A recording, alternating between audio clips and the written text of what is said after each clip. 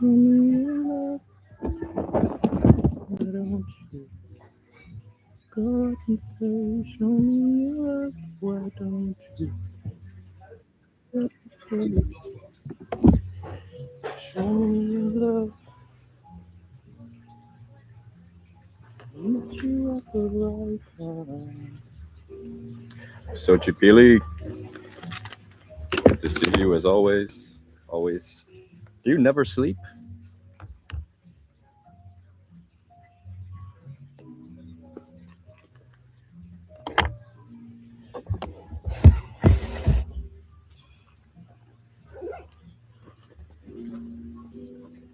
Never gonna love again.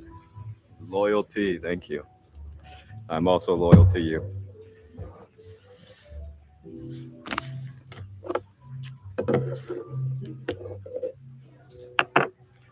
All the night owls out there. Who is your Ishta Dave? I don't really know. We gotta think about it.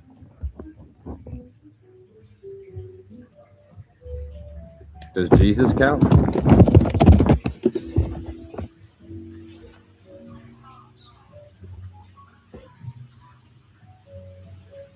Shiva, Bhairav, Kalima. I don't know. It's hard to choose. They all are personal to me. Probably Shiva. If I look back, Shiva's kind of been the one that's guided me the most. Last time you took acid, I'm not a big acid person. I've only taken acid maybe like 3 or 4 times my whole life. Can you take a god dose like 100 grams of mushrooms and live stream it? No. I'm not about that life anymore. There used to be a part of me that would genuinely wanted to do stuff like that. Like, I'm gonna take the most mushrooms in the world.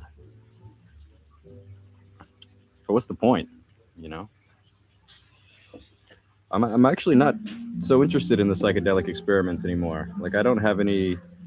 I'm not mind blown in the same way I was when I first started finding out about this stuff. When I very first started finding out about psychedelics, it's like no one talks about it, like there's nothing in our culture that says, hey, you guys know there's something crazy hidden inside certain plants.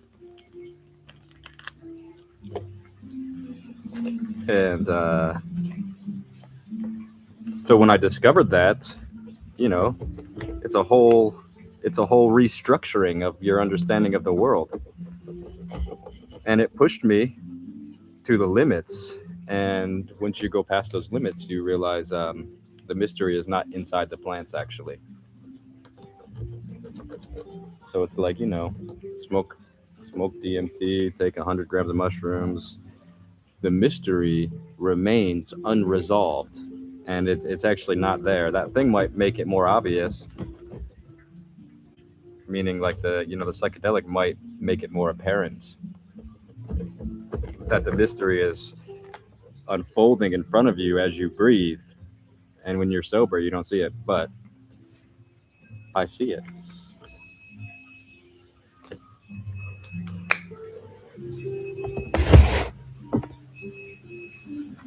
Oh, never gonna love again.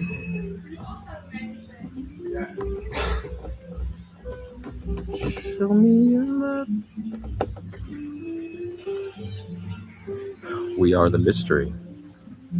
And that's the only thing any guru, any mushroom, any DMT laser experiment can teach you. You look at it and you say, oh my God, I'm in a mystery. People get lost in the method, though, People get lost in the method and confuse the method with being the answer.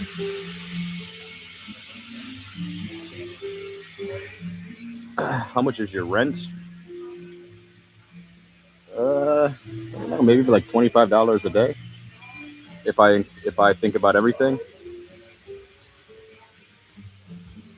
Here in Thailand, maybe $30 a day. That includes my room, that includes my food, that includes smoking weed, that includes driving around. Yeah, maybe $30 a day.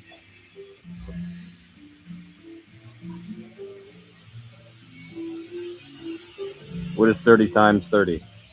900?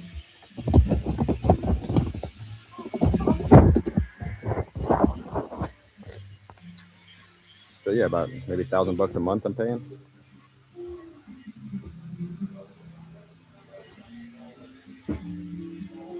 My sweatshirt's nice, thanks. I stole it from my niece. My niece steals all my shit all the time. Well, I'm never home, so like obviously who gives a fuck?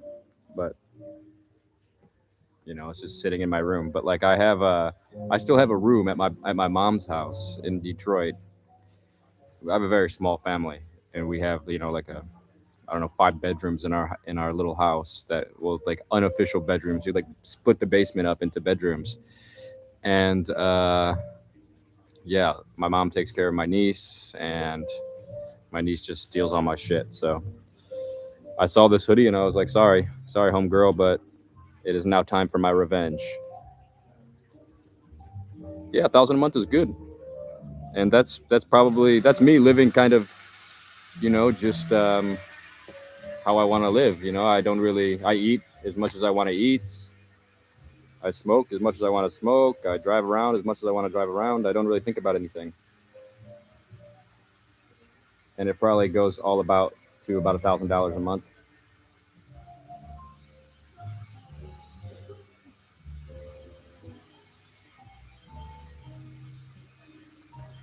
I've been a nomad for some time. Yeah, I've been a nomad the majority of my life. I'm now in my 30s, and I left home when I was about 17.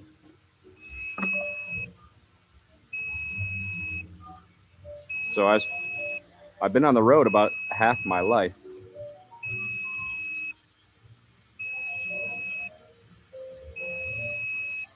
All right, I gotta go grab my coffee. I'll be right back.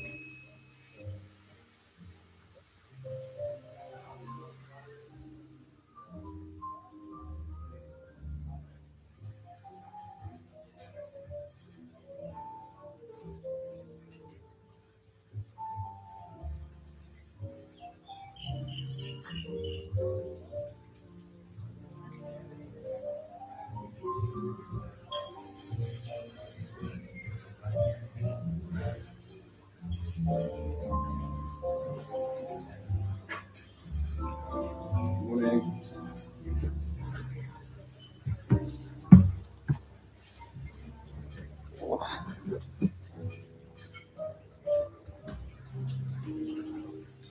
Have you ever had psychosis or depersonalization from mushrooms? What is depersonalization? Depersonalization. I haven't had any prolonged psychosis, but I've definitely had psychedelic induced psychosis in the experience. Good morning.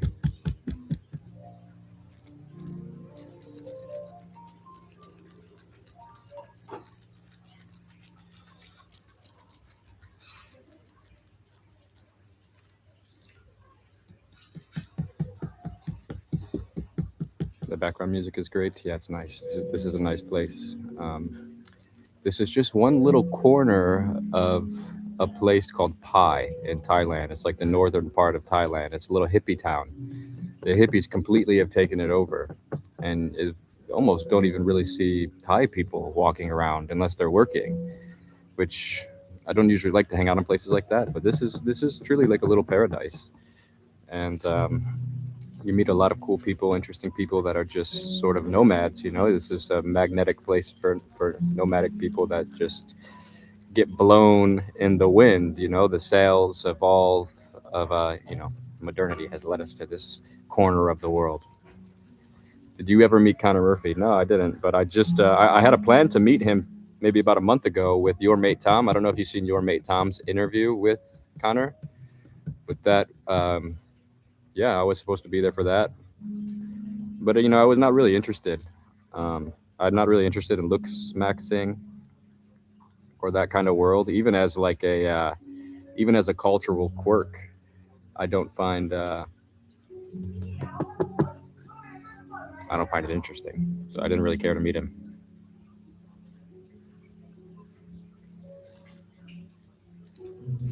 Yeah, I was supposed to be with Tom during that, but just couldn't be bothered to pursue that. But it's a sad story. I don't know him. I never talked to him personally. I watched the Tom interview with him, and he seemed he seemed, there was obviously things I disagreed with, like the whole trying to be as sexy as you can be is not very interesting to me. But as like a human being, he seemed to have been thoughtful about the world, and it's a shame that you know people are crazy, man. I'm not gonna say like expect craziness from me, but if I go crazy one day, don't be surprised. But I'll never kill myself or jump into a river and any of that kind of stuff. So you always find yourself. How are you so mentally strong? You've done a lot, but never lost yourself.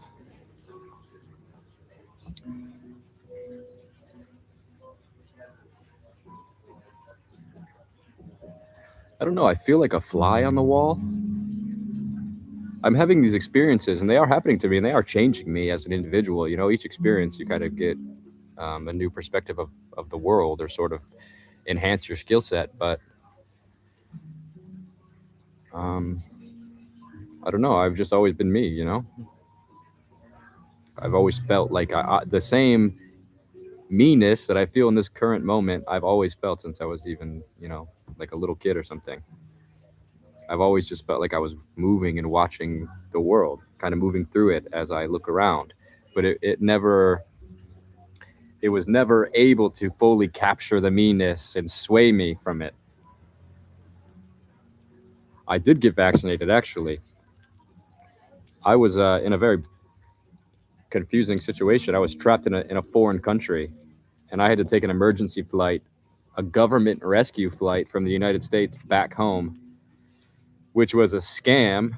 It wasn't even really a rescue flight. They charged me $3,000 and dropped me off in Miami, and I had to still make my way back across the states. Truly fucking horrible government, man. I mean, no, I guess they're not horrible because we all live pretty good lives in the U.S., so it's not horrible. But like, they keep it just enough to where we don't revolt. They fucking stand on the edge of horridity. Is that a word?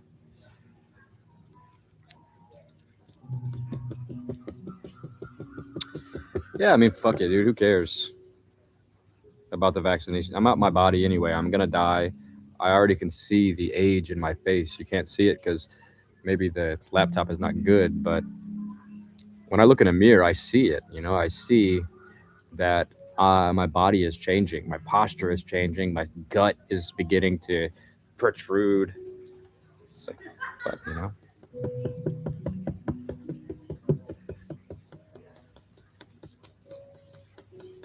They charged me $3,000 for a one-way flight from Lima to Miami as a rescue flight. But I was stuck in Peru, man. You couldn't even go outside. You weren't even allowed to walk the streets. It was very strict. Wait till you get 57 like me. Yeah, it's interesting. I know one day I'll be in the comment section giving some younger guy advice too, or just like saying, hey, just wait. I'm doing it. I am doing that to people, people younger than me.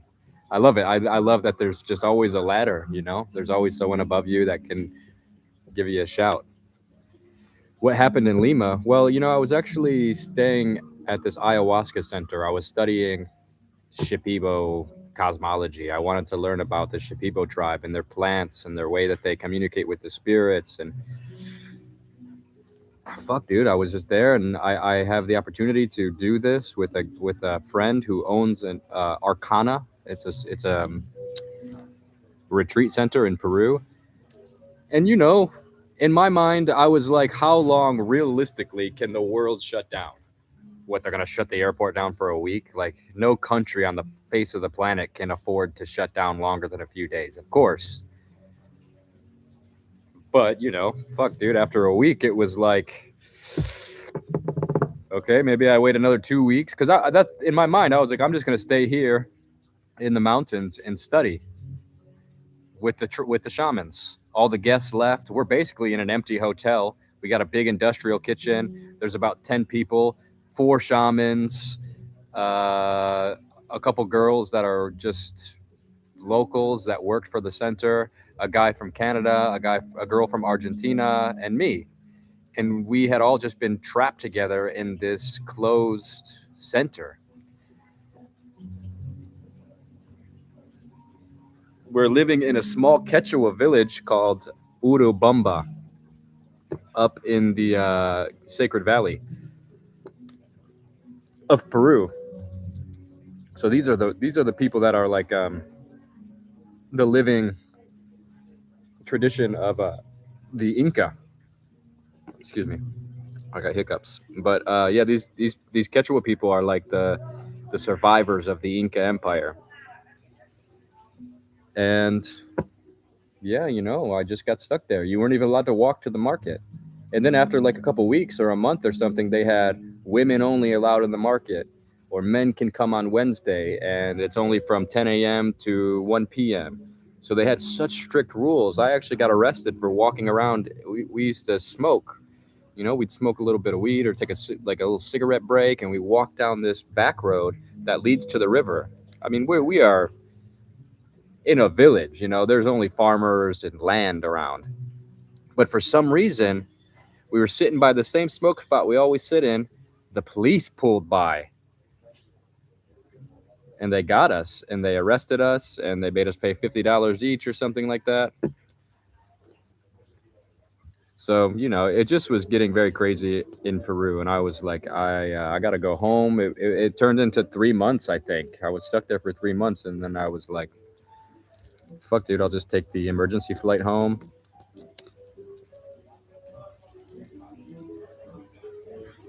What kind of suspicious rules are those? They just didn't know how to handle the pandemic. They're scared, Peru is mostly indigenous people. So you have people in the jungle and stuff that are just, everyone's freaking out and everyone's getting vaccinated, I need to go to a ceremonial retreat, visit my fam bam in Mexico. Yeah, come. Sometimes I host these retreats and we go and we do peyote or mushrooms, and we do it traditionally within the Mexican lineage. We go hang out with the Huiraricas or the Mazatecs in Oaxaca.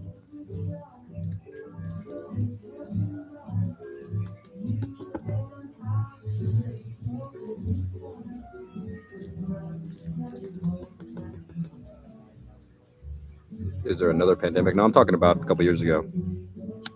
Yeah, it was insanely strict, but I loved it, dude. It was one of the best times of my life. I was living with these shamans, dude, and the shamans, they're not a performance. They actually believe the weird stuff that they do. So they had me smoking tobacco. They had me smoking tobacco, walking into the rooms and clearing the negative energy there with the smoke of the tobacco. Okay, Dakota, you go do the top floor. You have to cleanse every room. That means blowing in each corner, blowing in the bathroom.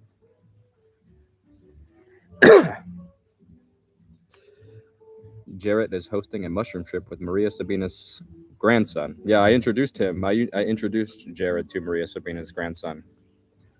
It's not very traditional to do it with a man. This is very, he's the tourist capturer. I like to go deeper and be with like Julieta Casmiro's family, like the people that truly are the heir takers of the lineage. Maria Sabina's family is just a normal family. You go there and you spend time with them. It's not necessarily the family I would choose to do ceremonies with or bring guests to personally, after having spent a lot of time in that area.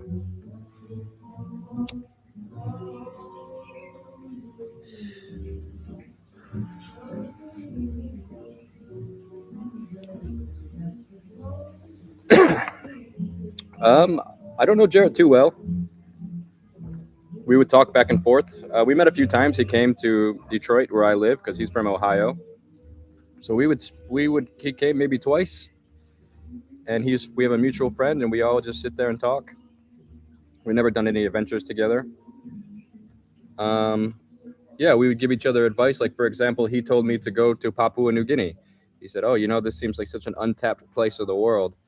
And I was Googling it after that, and I was like, you know what, you're right, dude. This is this is interesting. And that became one of the most important parts of my story. I feel like was going to Papua. What up, Rob?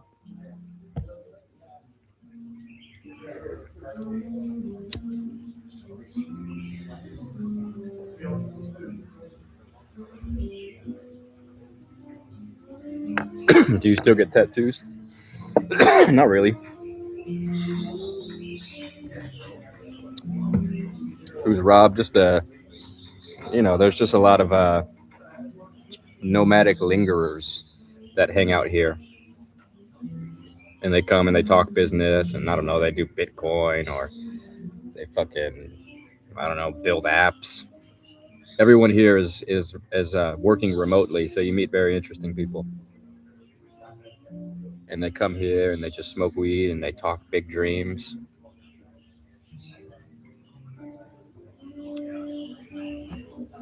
Get him to say hi. It looks like he's doing something. The word arcanos came to me after meditating, almost as if someone said it in my ear. And then I found your channel and you said arcana. Now I'm planning on doing a ceremony in Peru. No accidents, man. The universe speaks to us in very subtle ways, and the more we develop the ear to hear that subtlety, the louder it gets. Your name's Rob? Nice, dude. Yeah, here, I'll give you guys a little view of it. I'm kind of in the corner. I'm very antisocial, so that's Rob over there. He's all like a muscular guy, tattoos and shit from England or something. He's got one of them accents. Got one of them. He ain't speaking American. That's all I know. And then there's like a whole front little jungle area. People go hang out up front, and there's a playground for kids. And yeah, it's a really amazing little area here.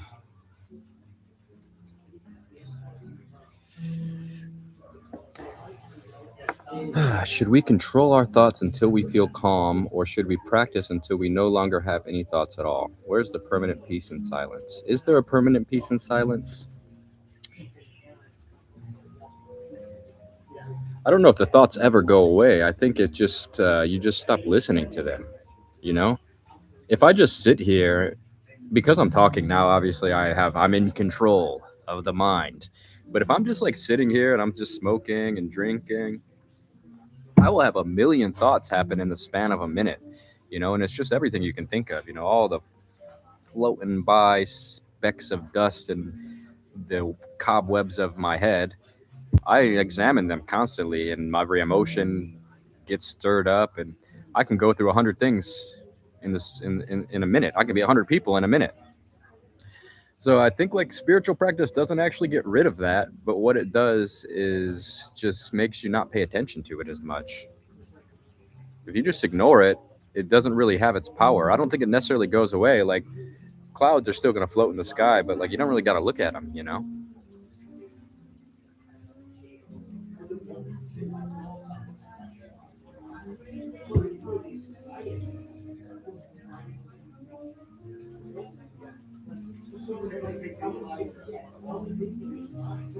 This month, my addiction is watching Dakota's Addiction. That's hilarious. Yeah. Yeah. Oh, hey. You know, I bet your fellow Rob spells his name with two B's too. I hope so. He'd be a legend. What's the largest dose I've ever done? I don't know, 10 grams or something. This lady gave me the biggest pile of mushrooms I had ever seen, and there was like little worms and shit in it, and I just said, oh, "Fuck, dude!" I ate the whole thing, and then I got to like the little bits at the end, and I saw like little maggots in them, and I'd be like, "Oh God, no! I've just been eating something disgusting." And it was one of the craziest mushroom experiences I ever had. I entered a full on spiritual ecology, I guess. I don't even know how you would explain it. It was like I entered an ecosystem, and there was just trees and spirits living in the trees. I don't know. It was like I entered the cocoa world or something.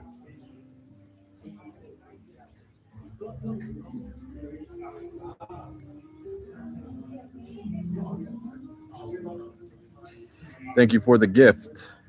I still don't know what gifts are yet. I'm learning. But thank you for it. I appreciate it. I started to dislike mushrooms after realizing the cows are vaccinated. That's hilarious.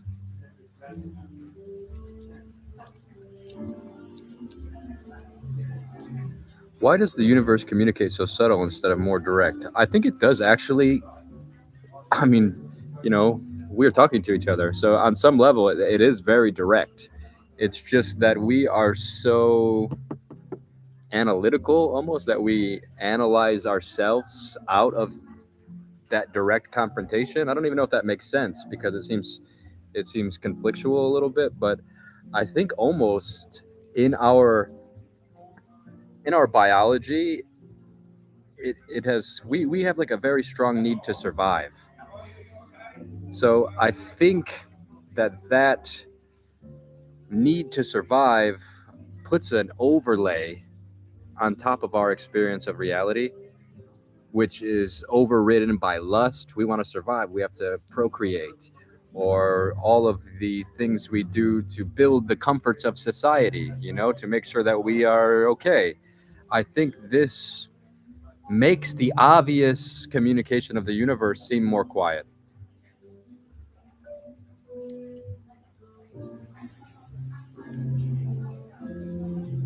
The mind generates thoughts the way the earth generates people. I try to go with the flow even when it's turbulent. Yeah, I don't know, I just feel like the goal is not to get rid of them. The goal is just to stop caring.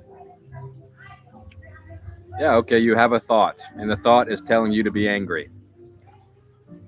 It's like those thoughts are always going to be there because you are inside of a body, and the body is a machine, and the machine is built in to react a specific kind of way.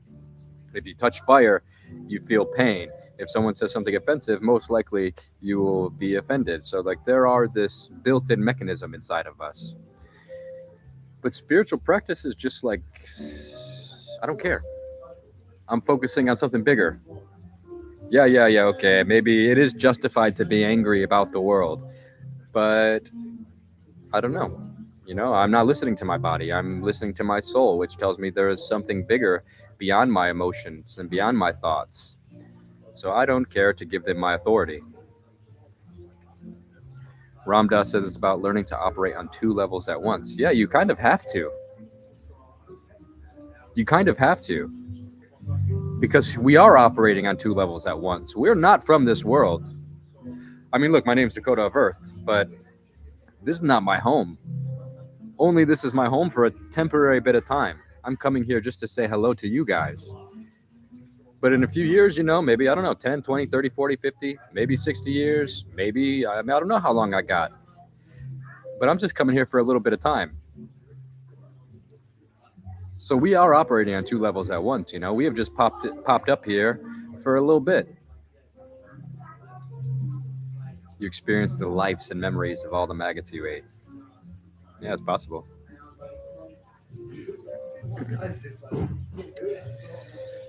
Yeah, you guys, I'm trying to get my YouTube back going. I'm such a bad social media person, I get discouraged sometimes, if something doesn't do good. I spend 2 weeks editing a video or something, and then, it don't work.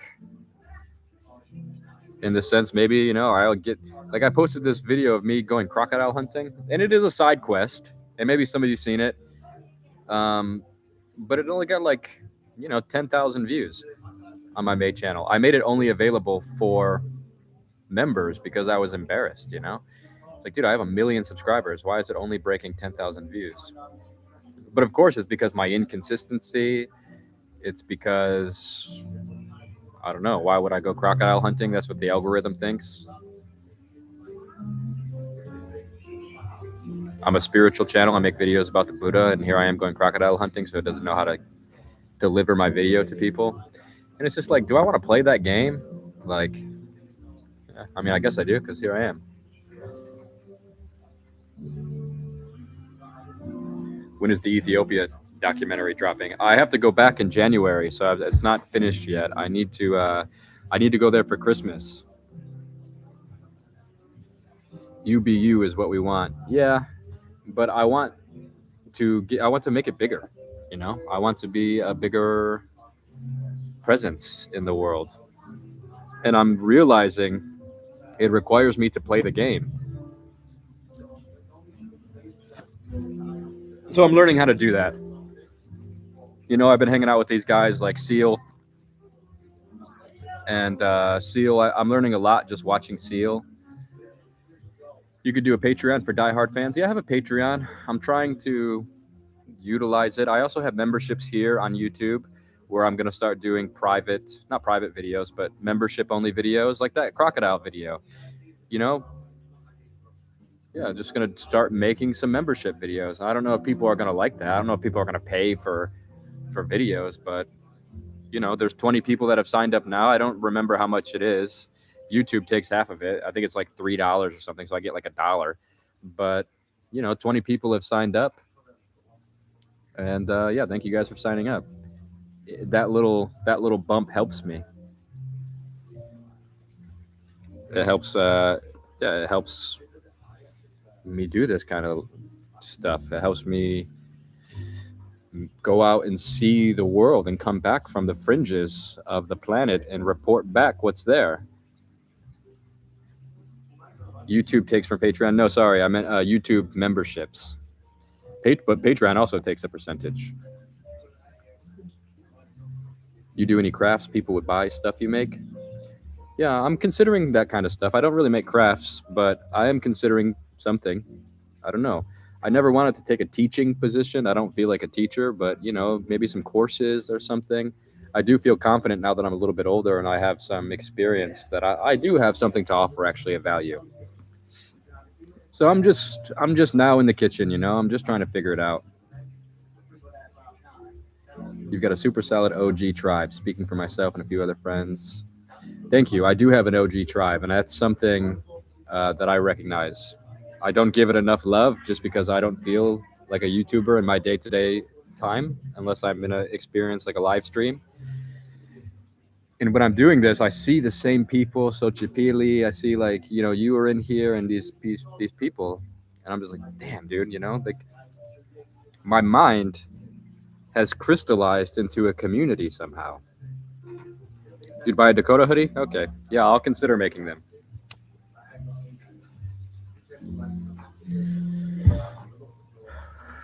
Are you yogi? Am I a yogi? I have to think about that.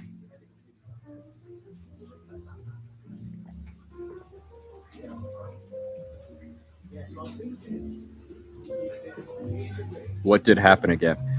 Oh, just the world, man. Every time you go outside, the world is still there. I can't believe it.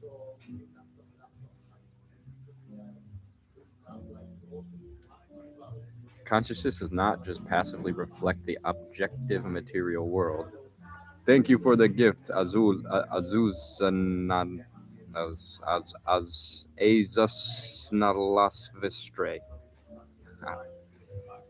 Appreciate the gifts. You are a karma yogi, I don't know. I am just the feeble hands shaking, trying to collect the blood of Jesus as it drips from the side of his torso down to the earth. On my knees, weeping. Just desperate. How I feel. You finally caught a live stream. Welcome. I'm sorry that I'm in Asia right now and the time is all flipped. But I'm getting ready to go to India in just about 10 days, less than 10 days, and I'm gonna live stream some walking around. So we're gonna take these live streams up a little bit and see what kind of crazy stuff we can get into. I have an idea of just saying yes to everything that unfolds in India. It was actually Tom's idea, but I'm going to steal it from him. And we're just gonna walk around Mumbai and just see what happens, and just say yes when an opportunity presents itself. When you go to sleep, do you use any techniques before you fall asleep? It's so funny. The first thing that popped in my head was just masturbation. Do you focus on your body? Oh yeah, your breathing totally. Just fucking rub my body like a primate. No, I don't have any. I don't have any big spiritual practices. I'm just panicking all the time.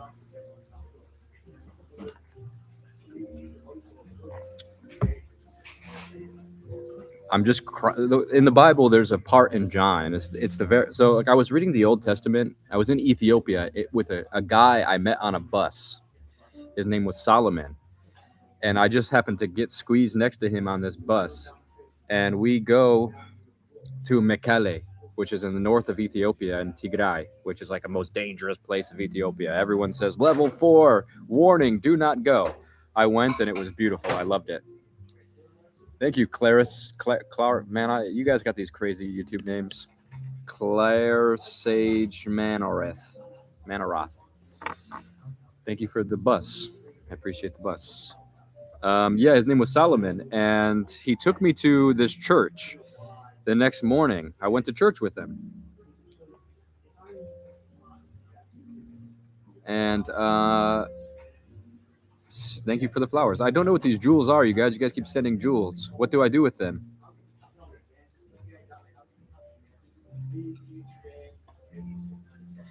And Solomon, he takes me to this church, tells me to read the Bible. I'm reading Genesis. I'm like, okay, I'm finally going to give it a real go. I'm going to read Genesis. And I'm just like, dude, what the fuck, man? It's all about circumcision, and it's all about, like, Abraham fucking his slave and getting her pregnant. And I was like, I don't know, I can't really relate to this.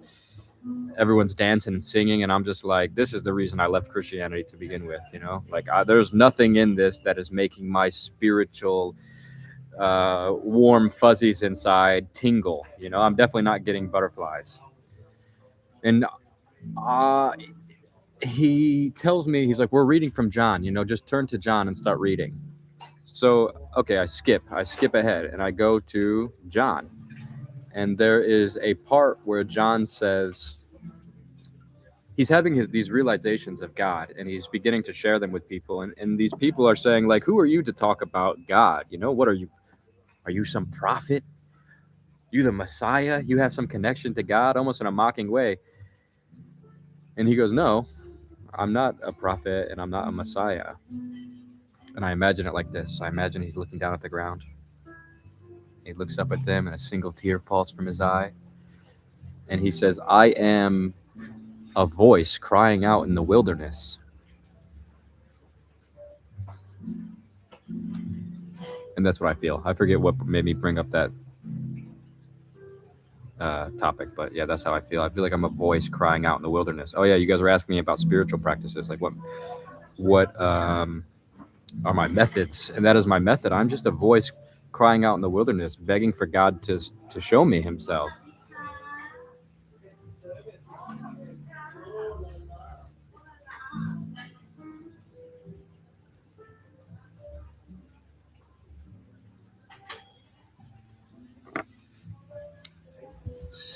Thank you so much for the donation, Yitzu.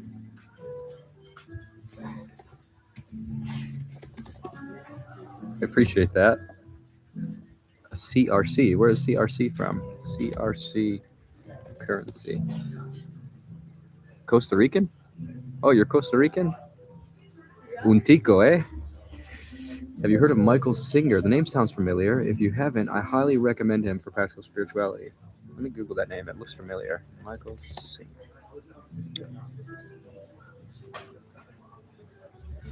Spiritual teacher.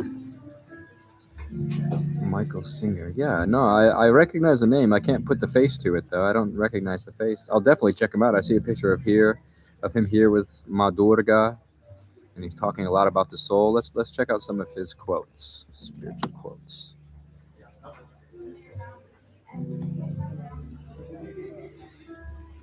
Michael A. Singer. There is nothing more important to true growth than realizing that you are not the voice of the mind. You are the one who hears it. If you want to be happy, you have to let go of the part of you that wants to create melodrama. Oh, that's me talking about crying out in the wilderness. This is the part of you that thinks there's a reason not to be happy. You have to transcend the personal, and as you do, you will naturally awaken to the higher aspects of your being. And in the end, enjoying life's experience is the only rational thing to do. You're sitting on a planet spinning in the middle of absolutely nowhere. Go ahead, take a look at reality. You're floating in empty space in a universe that goes on forever. If you have to be here, at least be happy and enjoy the experience. You're going to die anyway. Things are going to happen anyway. Why shouldn't you be happy? You gain nothing by being bothered by life's events. It doesn't change the world, you just suffer. There's always going to be something that can bother you if you let it.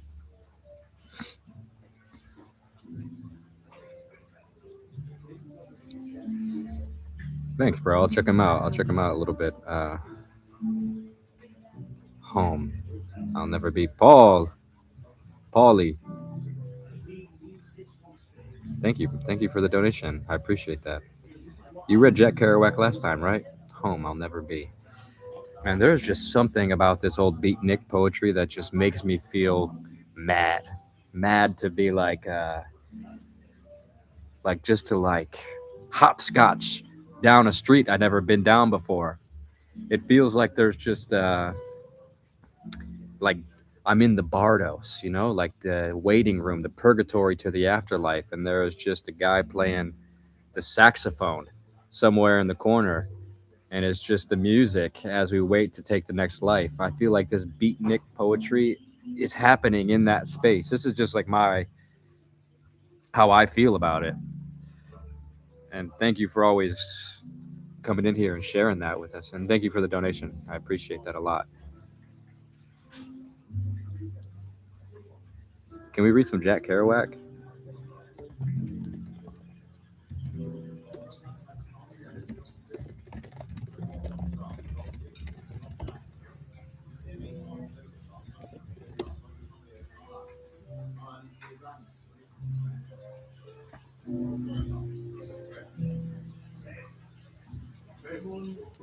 So, I'm writing this book because we're all gonna die. In the loneliness of my own life, my father dead, my brother dead, my mother far away, my sister and my wife far away. Nothing here but my own tragic hands that were once guarded by a world, a sweet attention that now are left to guide and disappear their own way into the common dark of all our deaths. Sleeping in me, raw bed, alone and stupid, with just this one pride and consolation, my broke heart in the general despair, and opened up inwards to the Lord. I just picked a random one there. Jack Kerouac.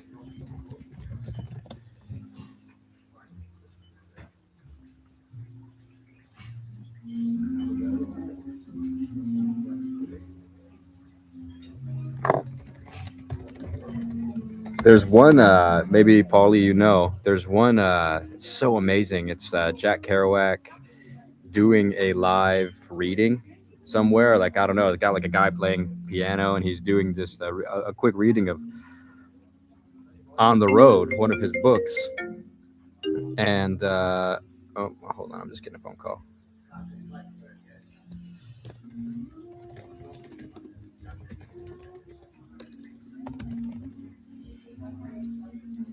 But I love this. This is a quote from that. So, in America, when the sun goes down and I sit on the old broken down river pier watching the long, long skies over New Jersey and sense all that raw land that rolls in one unbelievable huge bulge over to the West Coast, and all that road going, and all the people dreaming in the immensity of it. And in Iowa, I know by now the children must be crying in the land where they let children cry. And tonight the stars will be out. And don't you know that God is Pooh Bear?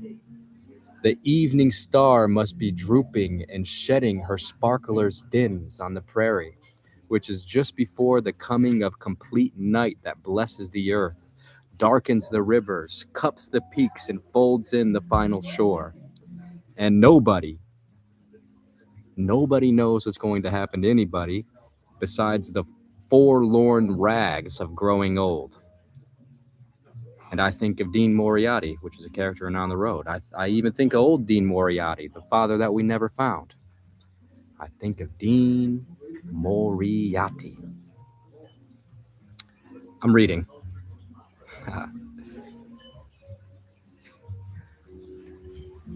But man, that book is so good.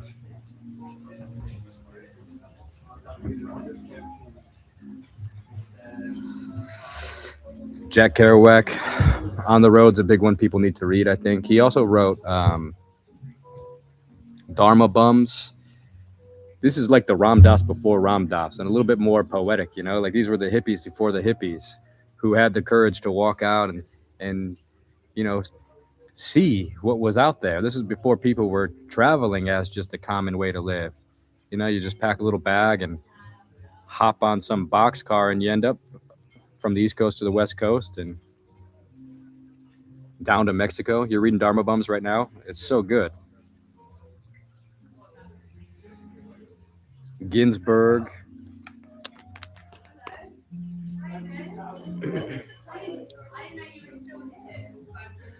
Are rich people more spiritually empty than the poor? More spiritually empty? No, we're all spiritually in the same boat together. We are all made of the same spiritual substance. 1-5. What's up, Pete? Everybody sees Pete's in here. Pete was the one that was just calling me. Let's see what he says.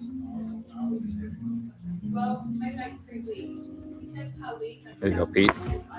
Oh shit. There you go. Some women from my boy.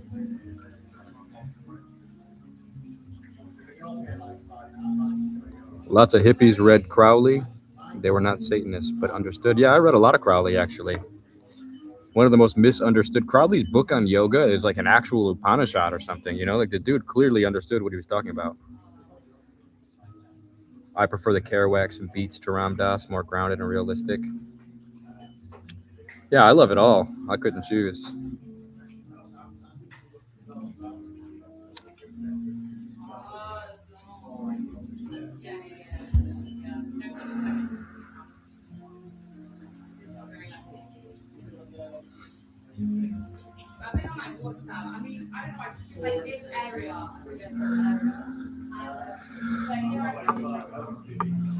Good night, New York.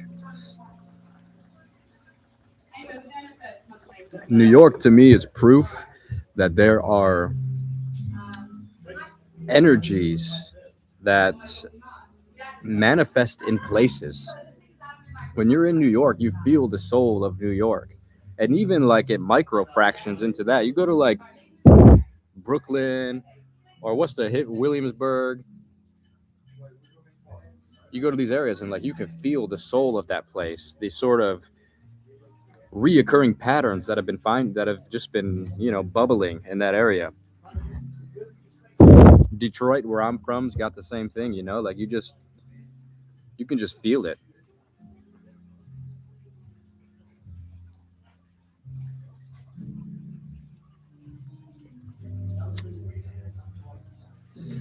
I like Rob Dass too, but he couldn't speak as transcendental as the Beatsters.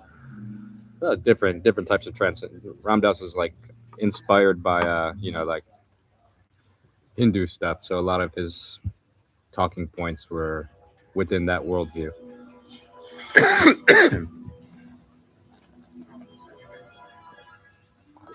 I do remember 9/11. I'm pretty old.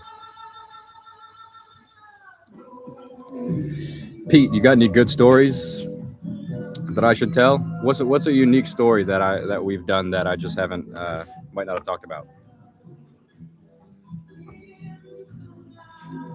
Motherfuckers playing goddamn. What are we in a club? Talk about Latvia. I don't even know how to say that. Is that a country? Latvia? Fuck, dude, I've never even said that word out loud. I've read it before.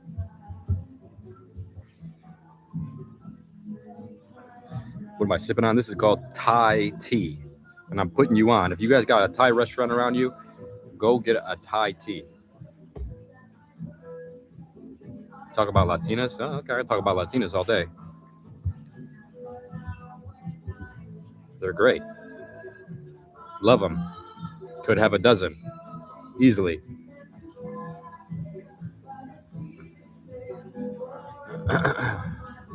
My last moments with Bhavani Baba, we were in Rishikesh with Krishna Das, actually.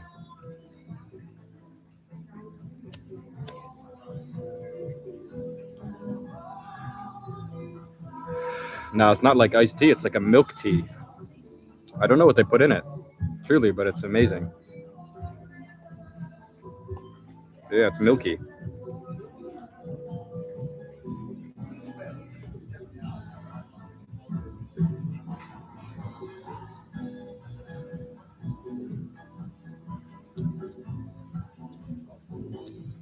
Ever try research chemicals? Yeah, I tried one. I don't remember what it was. Um, it was a mescaline derivative, and it was a very bad experience for me. I've tried liquid psilocybin. I don't know if that counts. But again, that one fucked me up, dude. Oh my god, that was one of the scariest moments of my life.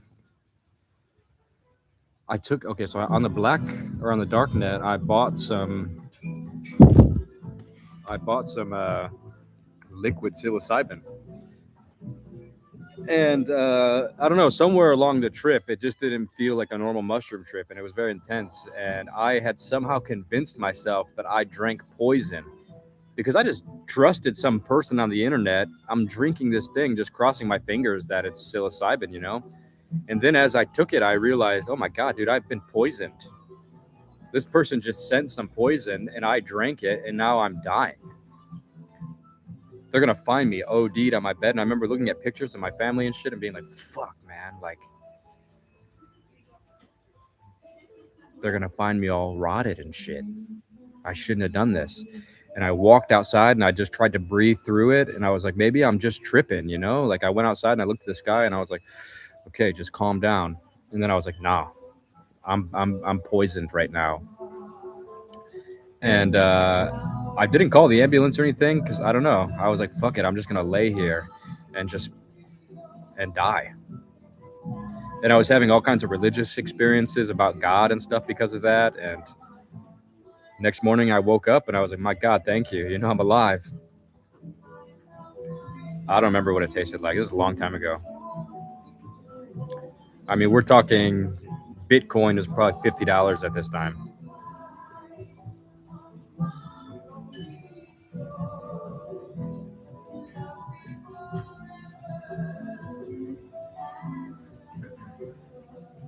Can you tell the story of psychosis? Well, I've never had a prolonged experience of psychosis, but I've had messianic kind of things, you know, when I'm tripping real hard, like, oh my God, like, am I Jesus? Is the universe really happening for me? Like, am I really on a mission? And I felt that. And sometimes I still feel it, actually, in day to day. But there have been moments where I really felt like, my God, like I've been sent here with a purpose. Like this is something's happening, and feeling like I have no other option but to tell people, like, dude, Jesus has returned. And it wasn't like I was like I had some spiritual answer. I was also shocked by this revelation. This was happening as I was dying from the poison. I was going through that. I was like, dude, I God chose me. And maybe that's true, you know, but all of us. So maybe I'm still in the psychosis. I've just been able to integrate it. But yeah, I've had moments where I've had to stop myself from like killing myself just because I realized it was a possibility.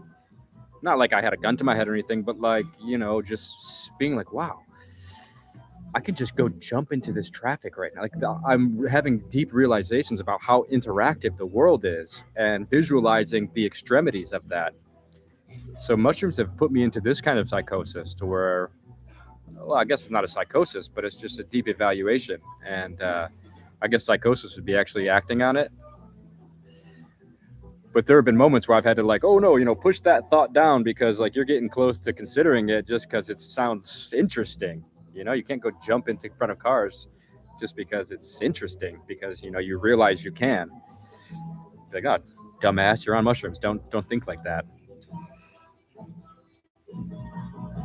So I don't know. These are the darker side of my trips that I never really tell people, but these things have happened to me. Happy to talk about them now. Those are demonic thoughts.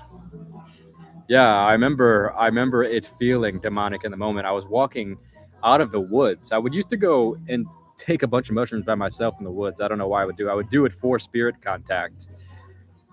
Once I realized that you could communicate with spirits via the portal of the mushroom, I began doing that by myself in this one little part in the forest behind my mom's house.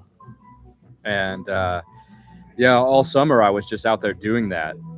And I remember I walked out of the forest one time and there was a car driving by, and that's when I had that thought, like, you can just jump in front of this car and end it all right now if you wanted to. Like, that is a possibility. Typically in our normal life, we don't think like that's even possible, because like, why would you even consider that? But don't know. Can you communicate with spirits without substances is the question. Not in that way. Fuck, dude. And good God, I wouldn't want to. I've had some overlap, so where I feel like there's been communications made outside of that space. When you do it long enough, it feels like a relationship is built and it can be maintained. And so in the sobriety world, it's subtle, though. It's not as direct. When you are in the portal, you are speaking in the way I'm speaking to you. It's almost physical in the sense that I can touch the thing in front of me.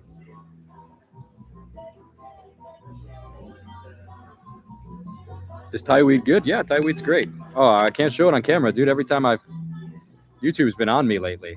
But yeah, trust me, it's great. I don't know. I consider doing that shit all the time. That's hilarious. We don't need to get fucked up on a substance to learn. It is a way. It is a way, because in the process of regaining balance, insights had other ways, breathing methods, visualize. Yeah, I mean, there's lots of methods, but none of them are like ordeal poisons. If you do combo and burn frog poison into your skin and come to the verge of death, you're not really going to get that through breathing or through visualizations or affirmations. So, maybe you don't need to do the poison, but you certainly you learn a lot from it. A lot more than I've learned from sitting there and breathing. Have you ever felt like you are the only real person? Yeah, I felt that. It's scary.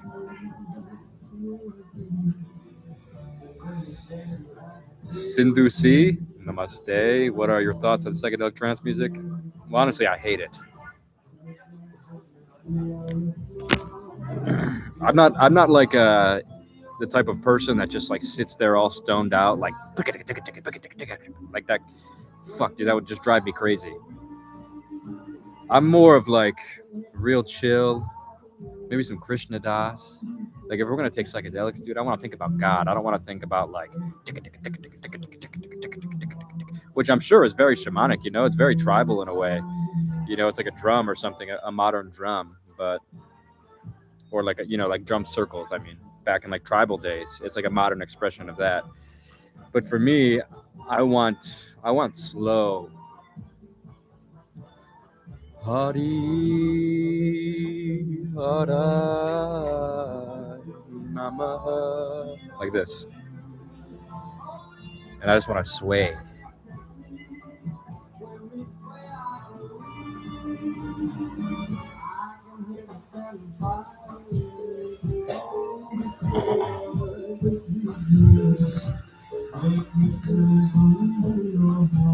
Check some Orthodox chants out. Yeah, I was listening to some of them when I was in Ethiopia. There was Mother Mary's birthday they celebrate, and it was really nice. They were up all night chanting from sun set to sunrise. Is this music too loud? It's almost too loud for me being here. Fuck. I don't know how it sounds on the microphone. The new travel. Yeah, I love Krishna Das. The new travel. I think I just checked out your channel the other day. Let's see. New.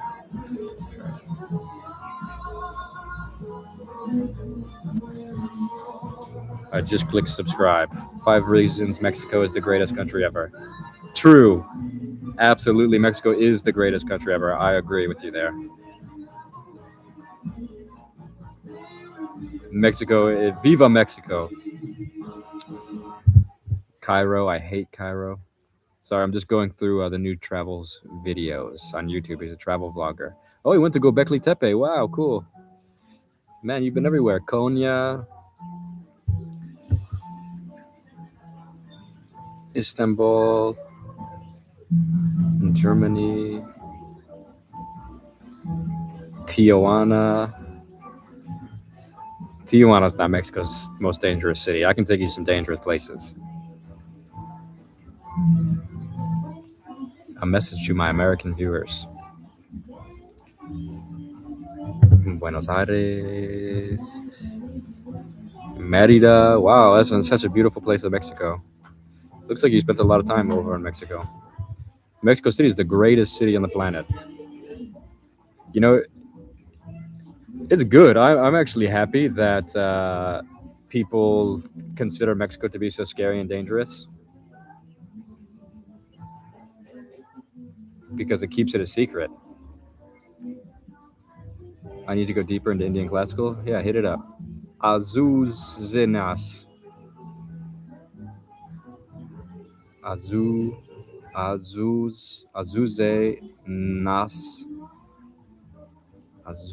nasli vestre.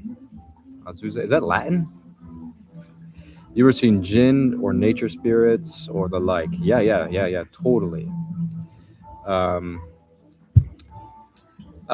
Well, particularly in ceremonies, I've seen them repetitively, especially with the mushroom.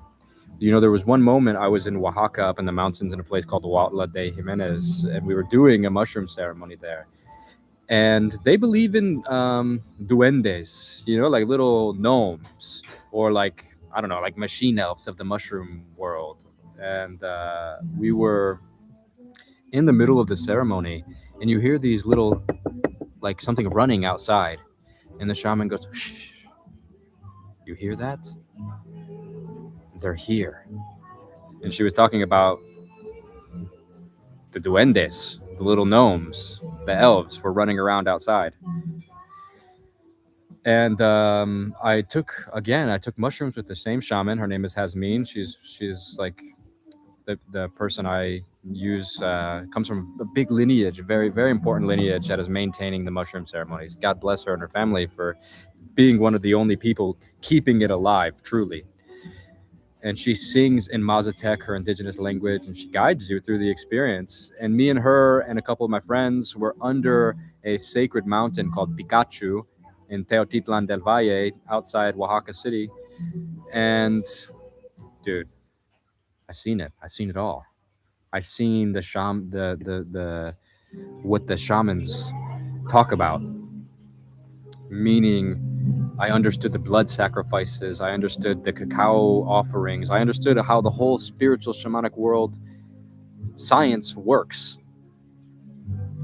Yeah, totally, man. As far as sober, I feel them more than I see them.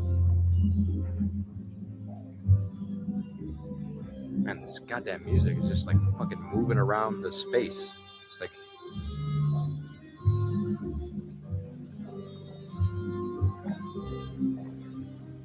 You seen the mantis? I did see the mantis one time, man, which is crazy because it's called delusion.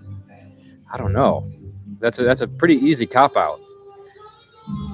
To say that indigenous people all around the world are experiencing delusions when you find such similar stories and conclusions being had, especially amongst visionary or ecstatic tribes, you know? People that have ritual specialists come back with near identical worldviews, just using a bit different language to explain it. to call that delusion, I don't know, is a bit delusional.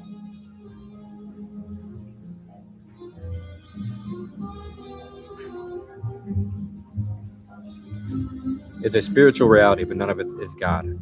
Yeah, I agree. Would you do a ceremony with Scandinavian shamans? Oh, I'd love to. What do they do? You're bisexual? Congratulations. Sexual liberation is a something positive.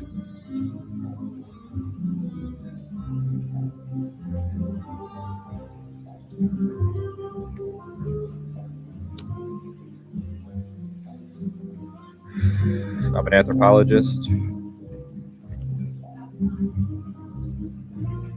Maybe, you know, I love anthropology, and I did think about getting a degree just so I can say that. But then I was like, you know what? There's actually something a bit more punk rock and a bit more grassroots, which is more true to my soul than being aligned with academia. Because who knows, you know, if I went to a school and was taught through the curriculum of anthropology, I might not examine my relationship the same way, because, you know, you're taught ethics, and it's maybe not ethical to go and just smoke weed and hang out and share the kind of culture of exchange that I share with them. Or like my friend with Seal goes there and says, oh, you guys have eaten dead bodies before? What the fuck does that taste like? You know, what happened? You know, how do you kill the people? How do you chop them up? You know, we interact in a very raw way, and I think that's actually better than what an anthropologist might be trained to do. But of course, I don't know what they're trained to do. You should look into Heilung. Yeah, you know, Heilung came to Arcana, the retreat center I was talking about. One of the guys from Heilung was there. I love that music. It's so good. It's like it takes you on a whole journey.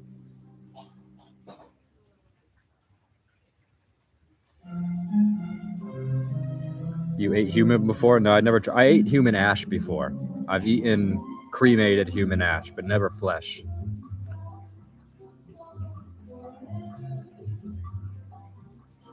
More than once, ironically.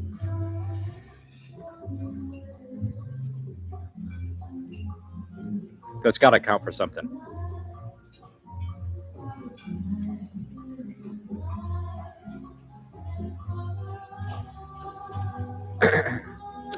And I didn't know who the person was.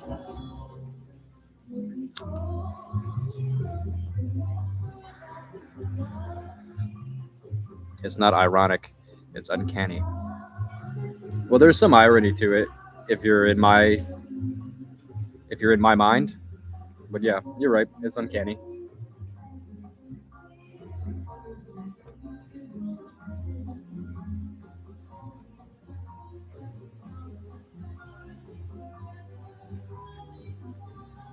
Tell us your craziest ego death. Well, they're all crazy because your ego disappears for a little bit. They're all equally crazy because the same thing is happening.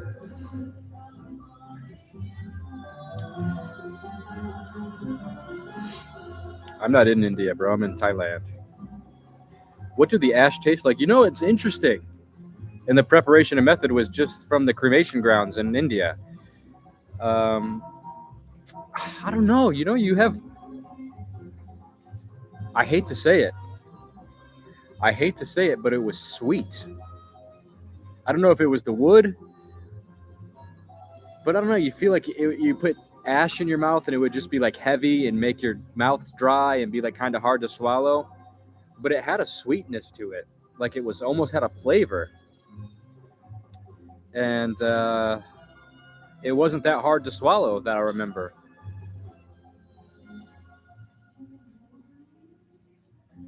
You know what I said after I did it? I was like, this tastes like Christmas. I know that makes no sense because Christmas isn't a taste, but it tasted like Christmas. I don't know if that meant like piney. I don't know. Was it a ritual or something to eat the ash? I just wanted to experience it, man.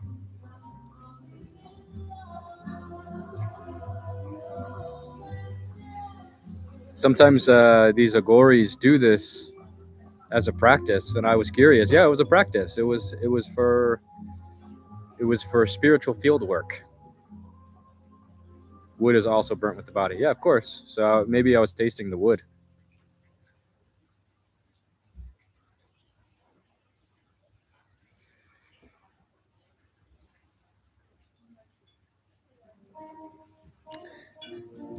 Now look, be real with me. Is that a crazy thing to say? I wonder. Indians probably don't find that too crazy, do they? Is there some Indians in here that can confirm or deny?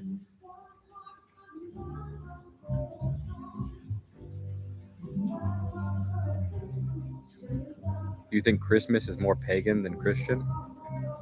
I don't know.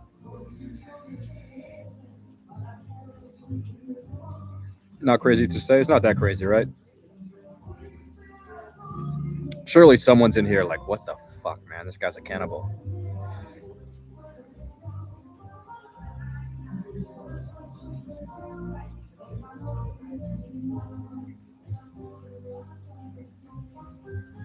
Doesn't sound crazy to eat human ash. Okay, thank you. I appreciate that.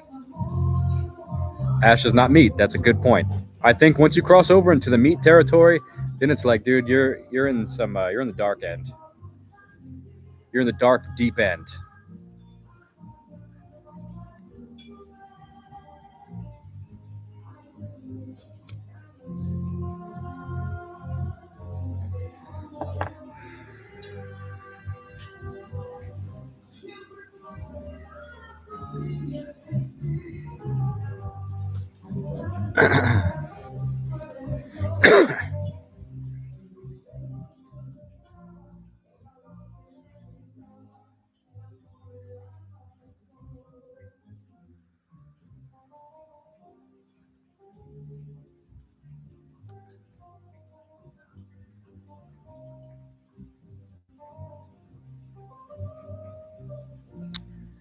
Sorry, boys, I got to do something real quick on my website.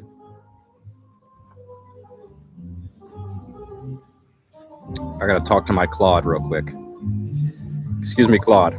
What I'm immediately noticing here on our Karahantepe website, there's the under the latest discoveries, there is the Sefer stone faces expanding the symbolism. When you click that, it leads to a general symbolism in animals, and it starts by talking about Karahantepe, but this is under the Sefer Tepe, I believe, card.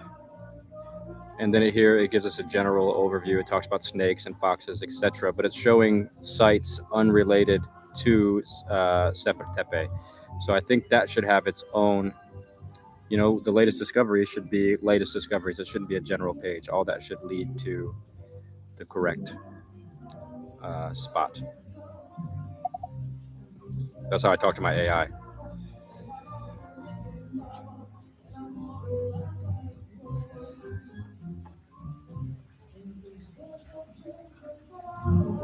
Good morning, Sarah. Happy to see that the world is still spinning. Claude is amazing. Yeah, Claude is truly amazing, man. It's blowing my mind. I can't use LLMs, man. They just argue too much. Yeah, you have to learn how to talk to it. You're very respectful to it. That's hilarious. Yeah, not always. Sometimes I'll be like, "You fucking idiot! We've been going in circles." I actually agree with this guy. Like, we have been going in circles. Just fucking do it, Make better. Just talking like a stone man, like a fucking caveman to it. Make better, you idiot. But it really is. It's a limitation in our own language. If you can learn to talk to it properly, this stuff can do incredible things. Obelisk, my brother, or my sister. Thank you so much for this love constantly. I'm gonna give you a W. Everyone give a W for Obelisk. Obelisk always coming in here and showing significant love here over for my journey. You make it all worth it.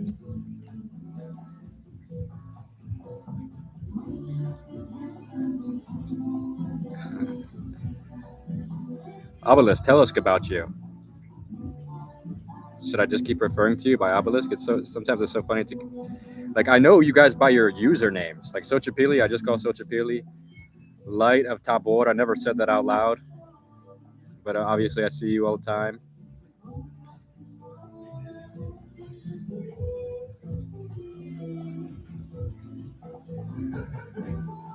I think AI is a full-blown scam. I don't know, man. I'm doing incredible things with it. I do agree that it's scary, though. My given name is Sunday? Your name is Sunday? God's Day? You were named after God's favorite day?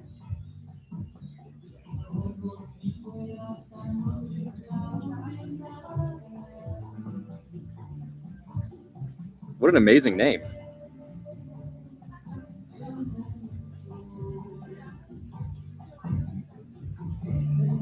AI is crap.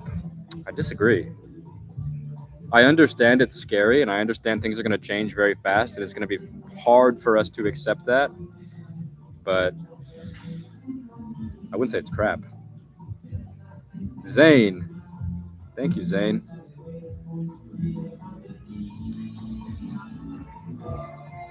I'm happy to talk about whatever you guys want to talk about, Zane or Sunday. If you guys have any questions or you want me to do anything, give you guys a tour of this place. Do you want me to go down a fifth of vodka and hop on a scooter? No worries. Enjoy your plants. What kind of plants do you have? Obelisk. I knew of another girl named Sunday. That's a cool name. I've never seen that name in my life. I have a friend who has a daughter named Wednesday, which is also a cool name. It's a fake. We are a copy. It's a fake copy. We are better. Yeah, I don't know. I don't really look at it in that kind of binary way. Like, I don't think it's a competition between me and AI. It's a tool, you know? I don't look at a lighter and go, I can make fire with stones. It's like, it's just a tool.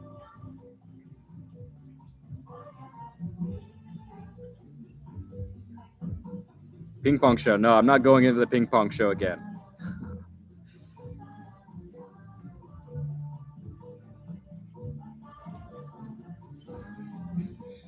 Oh, thanks for signing up to the membership, Paul.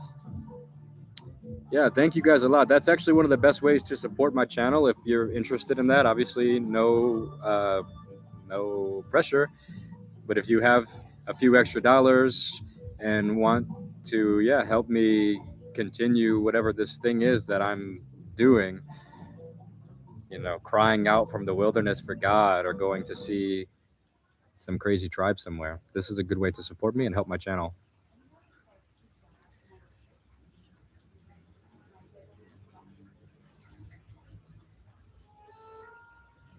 I have one toad venom that I'm about to flip to flower August 1st.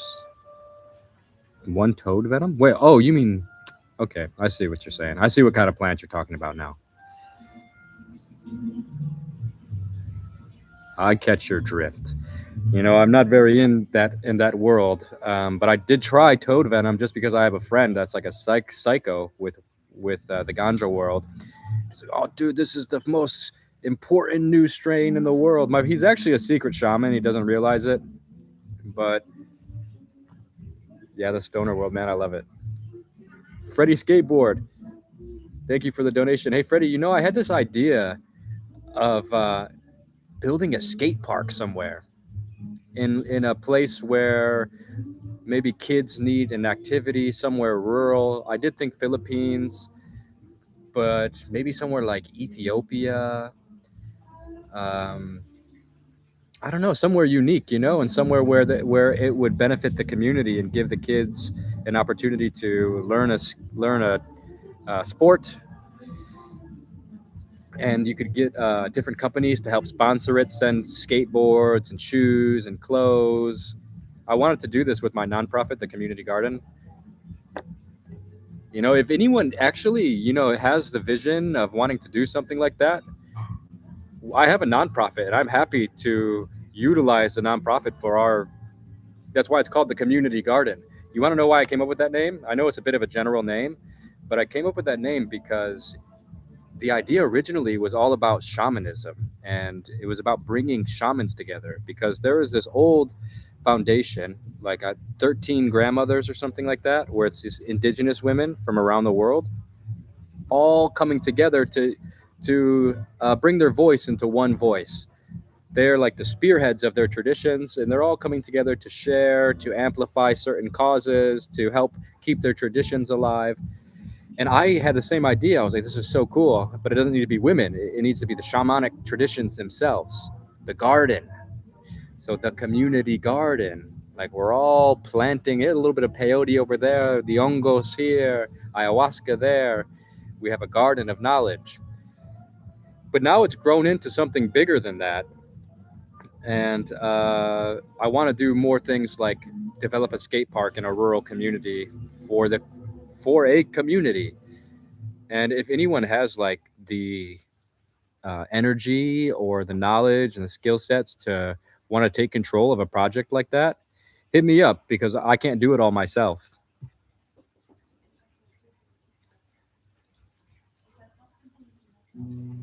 You knew Drew, and yeah, dude, Drew, I see Drew as being like a shaman. Truly. I wanted to make a documentary about Drew, and I was trying to tell him about it, but he didn't see my vision because we're on different playing fields. But I was like, dude, you don't see yourself, but like you are the modern expression of like a of that shaman. You know, like you're a freak in the fringes of the world. You're an English guy with green hair living in Thailand, and you've completely revolved your life around this counterculture. I mean, the dude looks like a weed plant. He's got green hair, and he talks about it like it's an entity, you know? And he can smell it and taste it, and he can communicate with it. It's hilarious, man. What's your thoughts on Detroit rap and its influence on rap? I'm from Detroit. I love Detroit rap. I see the nuances in our style. Very dark, man. We have such dark. You get like ICP, the early Eminem talking about killing Kim. You get even Danny Brown's early stuff was kind of demented like that. Detroit's got a very demented rap style. Who else? Isham? Big Sean. I feel like Detroit has offered some great things to the hip hop industry. I used to go to rap battles.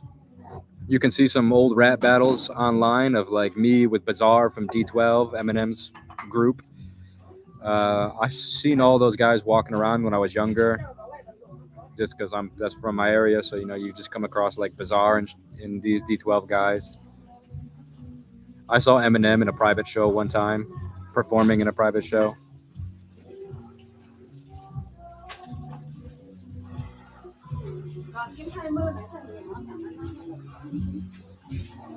You ever play video games? Not very much, man. I live out of a backpack.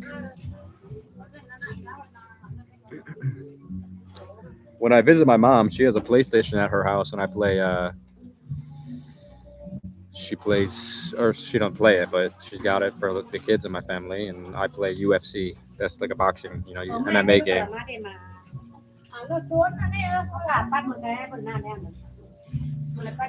You're from Michigan? Shout out.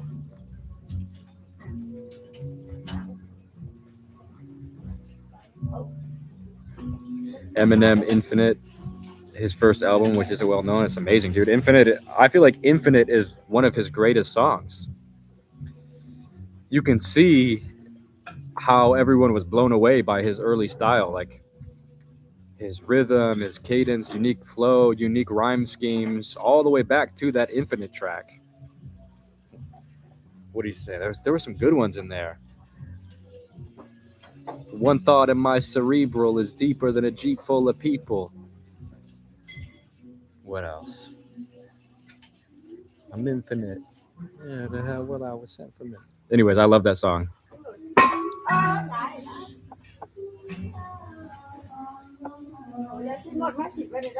MCs are feeble. I came to cause some pandemonium, battle a band of phony MCs and stand a lonely one. Imitator, intimidator, stimulator, simulator of data, eliminator. There's never been a greater. So good. Detroit, that's close to Toronto. Not really, but yeah, maybe 5 hours, 6 hours.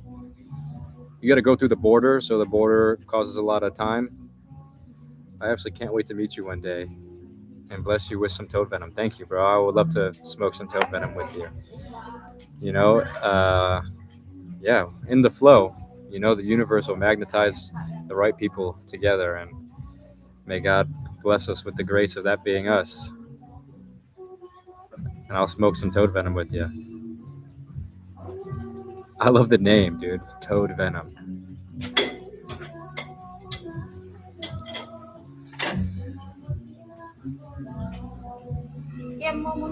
I am in Thailand.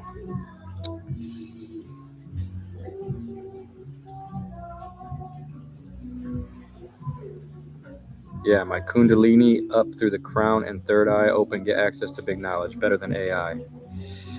Yeah, I guess, man. What's with the distinction? What does Kundalini in your third eye and your personal knowledge have to do with AI? AI is just a tool for us to like designate information and do tasks and organize things. You talk about it as if it's like trying to steal your Kundalini. What up, Jordan? Will you ever go to China? Yeah, I've been begging Jordan to go to China with me. Do you like sauna or cold plunge? I would prefer sauna.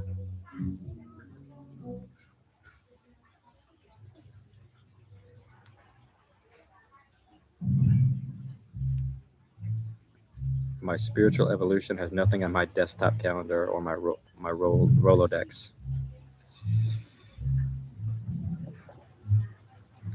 Yeah, it's like, in a way, it's saying like, my Kundalini is awakened. Fuck the printing press.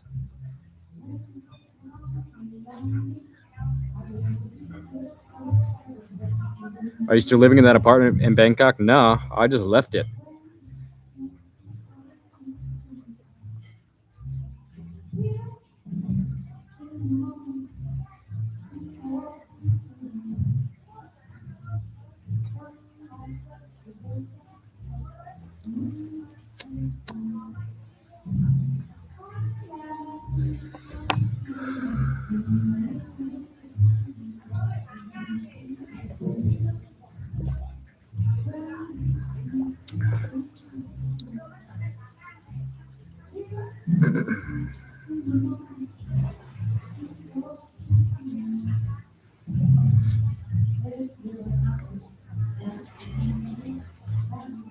People act like the third eye is the one and only.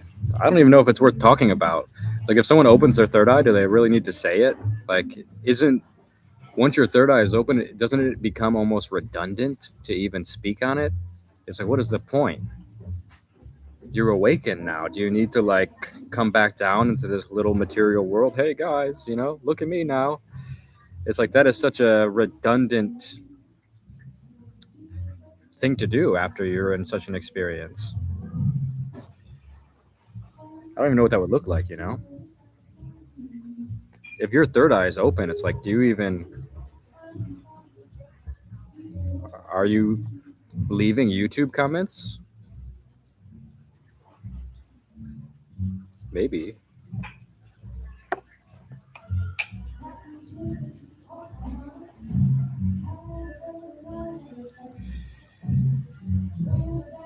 You say you live out of a backpack, but from all the places, you look like you live a life of luxury. Live a life of luxury? Oh, I mean, I guess it depends what your definition of luxury. Do you mean like I'm traveling around in like nice places and doing everything luxuriously? I do everything as cheap as I possibly can. Nice hotels? I stay in the cheapest hotels I can find.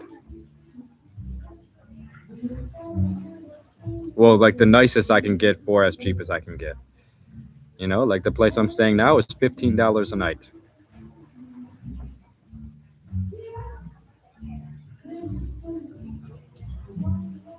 I'm very bad at checking my emails, but I'll get around to it this weekend.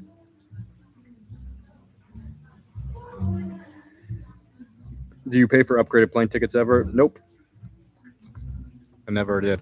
But I have been upgraded before, just by chance. How is it for gays in Thailand? I imagine it's a paradise. Is Maestro Justina one of the most powerful shaman medicine holders you've ever met? She blew my mind in the Amazon a few years back. Most powerful?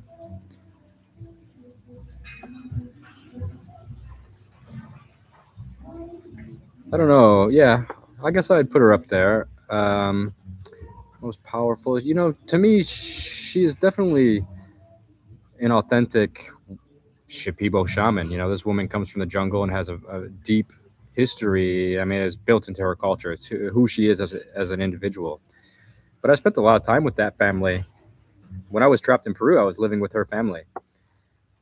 And I don't. She has a power day to day, definitely. Like she has a strong presence. When she walks into the room, you kind of straighten up a little bit, and she can shape shift in a way. Like sometimes she is beaming light and love, and then sometimes she's almost a little scary to be around.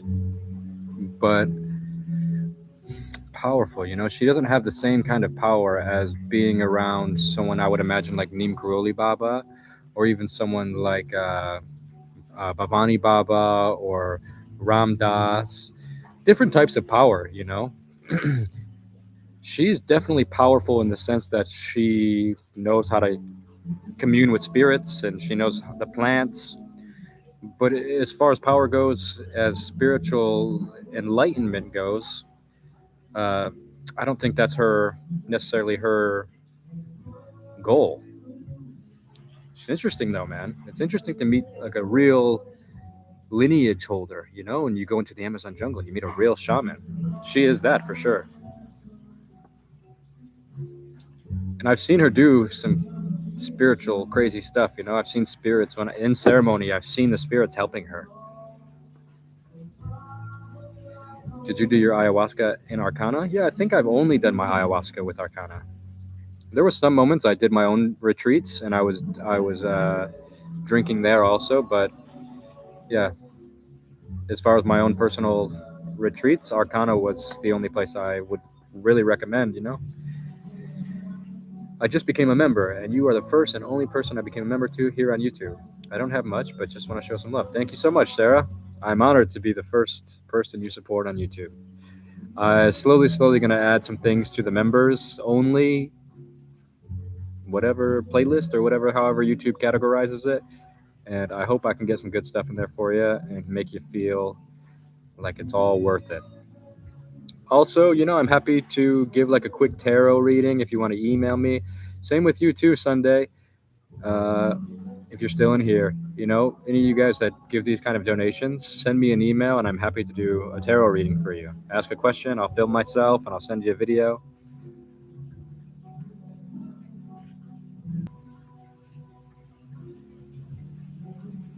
Yeah, any of you guys that got Discord, feel free to join it right there. I don't go in it often, you know. I feel a little bit unked out, you know. I feel like an unk. I don't really know how to use Discord. It's confusing for me every time I open it. You dig the site layout? Thank you. It took me a bit to make it. It's cool, you know. If you explore around the website, there's some interesting things on there.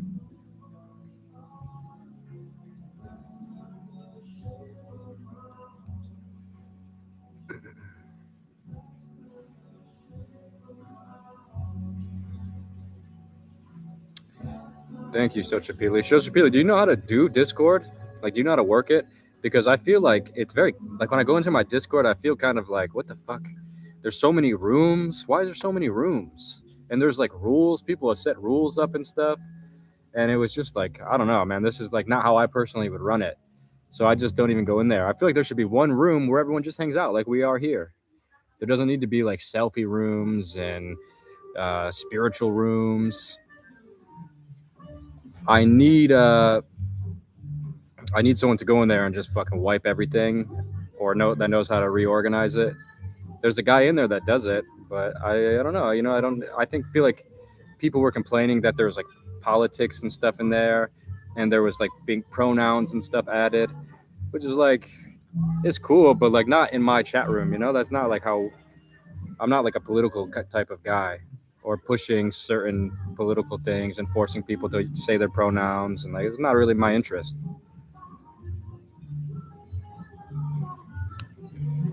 Yeah, if you want to help admin Sociopili, I'll just got to start chipping away. There's another guy in there doing it, and there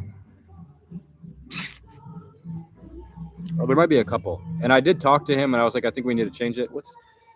Who's over there running it? Frankie, I think.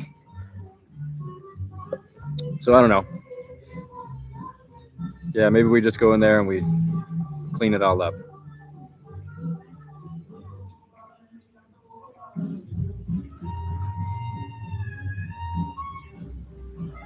Growing up Gen X, we were all anti-label. Yeah, don't you remember that? Which is so crazy to think now. I remember, you can't label me. Don't put your labels on me. That was like a slogan of the 90s and early 2000s. Like, bro, quit labeling me. Like, quit putting me into a box. And now everyone is like, give me the labels. I'm putting the labels right in my Instagram bio. I'm putting my mental disorders right in. I'm wearing it like a tag. I'm gay and bipolar and mixed raced. Like, oh, okay. Before it was just something fun that you put there, and now it's like a political statement to proclaim that you're bipolar or autistic.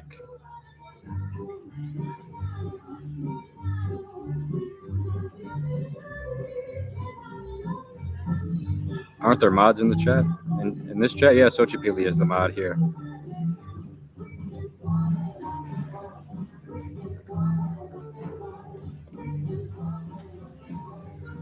No, I've always avoided Bali. I don't know why.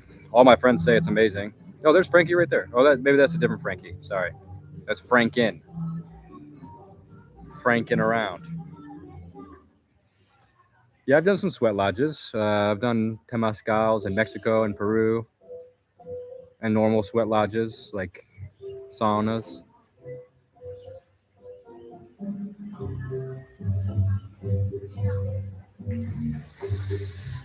Dakota, stop being fake. Stop acting like your ego isn't severely inflated and fucked up.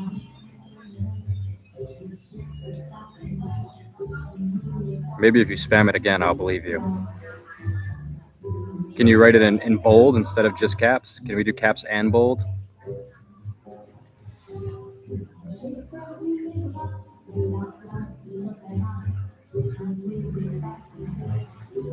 The spiritual journey is individual, highly personal. It can't be organized or regulated. It is the truth everyone should follow. One path. Listen to your own truth. Ram Dass. It was when Ram Dass died, I felt like kind of scared a little bit in a way. I was like, oh man, what's going to happen to the Ram Dass story? Is this like, does it just end? Like, what about the Ram Dass retreats and,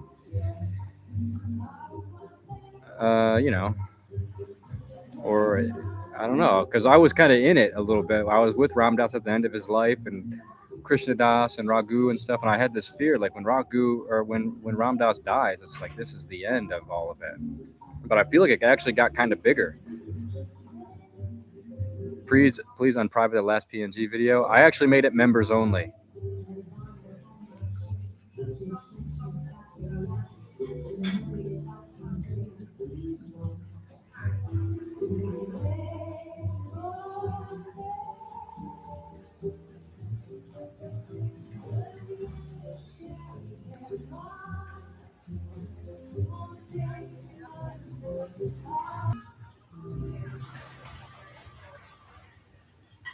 But you can find all my information online and do it. I had like, if someone sent me a really in detailed AI version, which broke it down into like human design and all of this sort of gene keys and all of that, putting it all into one thing.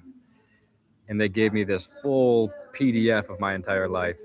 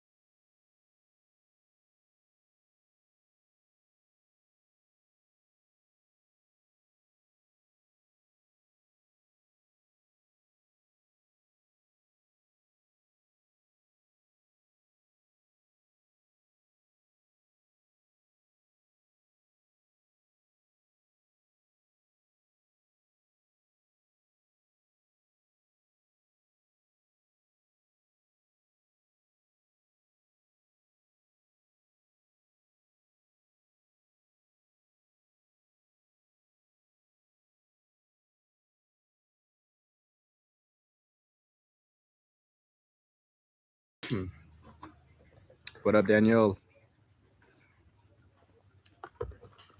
Non-localized identity. Yeah, but as soon as you think about it, it sucks you right back to the localization.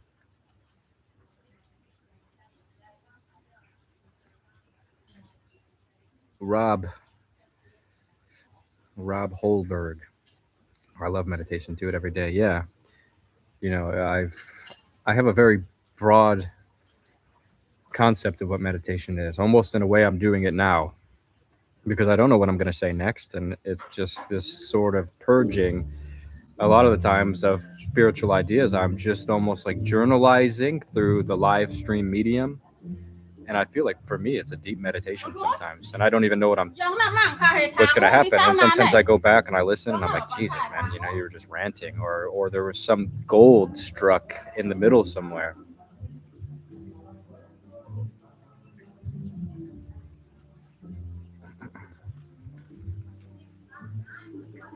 Do you ever take longer breaks from weed? Yeah, you know, when I'm traveling a lot, you can't really smoke weed in countries like Ethiopia or Indonesia or a place like PNG, for example. So it's not very easy to get weed in those places, and I don't look for it because it's dangerous anyway. And I don't, yeah, I don't want to waste my time like a crackhead who asking around, you know. So yeah, you know, a lot of times I'm only smoking if I'm in a country where it's around a lot and convenient.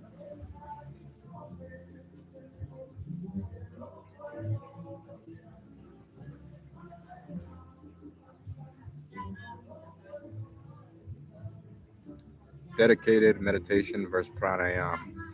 I've never done any seriously. It's only been experimental. It's not like I've ever like done 3 months unrestricted pranayama or every day I'm meditating for 20 minutes a day. I just sort of follow my inspiration and I'm here and, you know, allow myself to be neurotic. And in that, call it meditation because I'm neurotic. If you're neurotic enough, anything can be meditation, you know? I'm breathing right now and I'm mindful of it. Even if I'm not mindful of it, it's still happening. I don't know. I don't know what it all means. I'm getting to this point where I've just been talking about it for so long and for like, I don't know, years, just saying the same thing over and over again and having the same ideas and just refining them like I'm a sculptor with clay. And I don't know, I'm just like, why am I even thinking so much? You know, what is the point of what's the point? What is the point?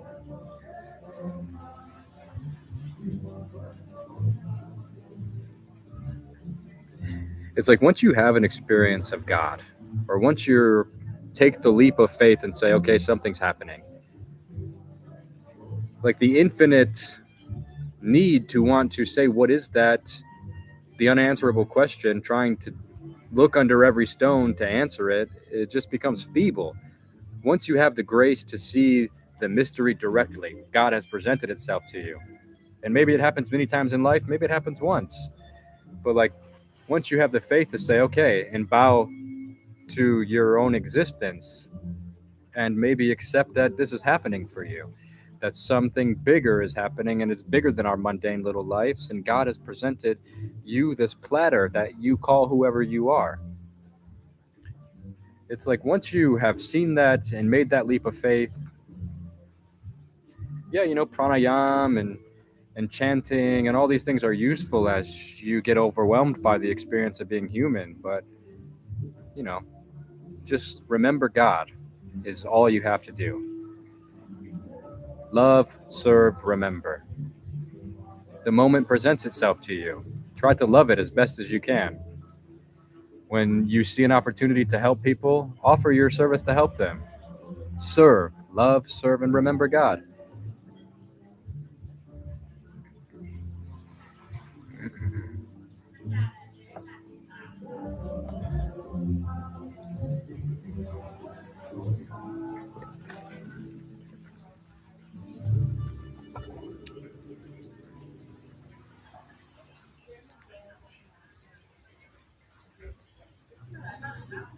You have to stop looking for God with your thoughts. Yeah, you do. because the thought is endless. It's just it's the imagination. You know, you can think of a variation of anything. You can look at something and think about it a million different ways. There's no end to the imagination. So if you're using God to constantly, if you're examining God from your thoughts, it's infinite and you'll never find what you're actually looking for, because there's always the what if or other way to look at it.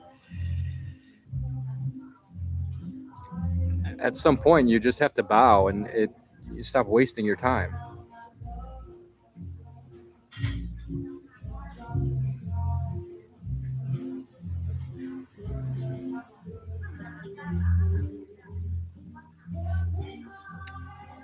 Good morning, Astral Healer.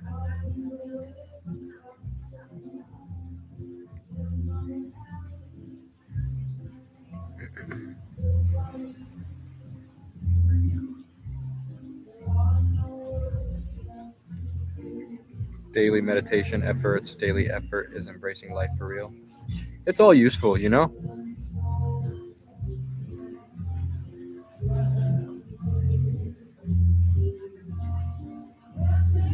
It's all useful based on where you're coming from. You know, we're all gonna, that's why there's so many different yogas, because, or why the Buddha gave so many different prescriptions based on who he was talking to. It's easy to go through the Buddhist scriptures and find contradictions, because every person, if you go to the doctor, is not going to receive the same medicine.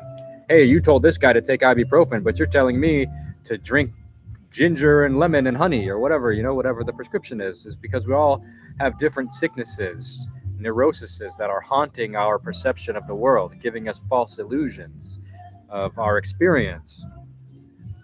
Language calls something something, and we say, "Oh, that is something." Really, it's just a thought. Like someone said earlier, you know, if you're always looking with the thought, you're only ever going to see thought.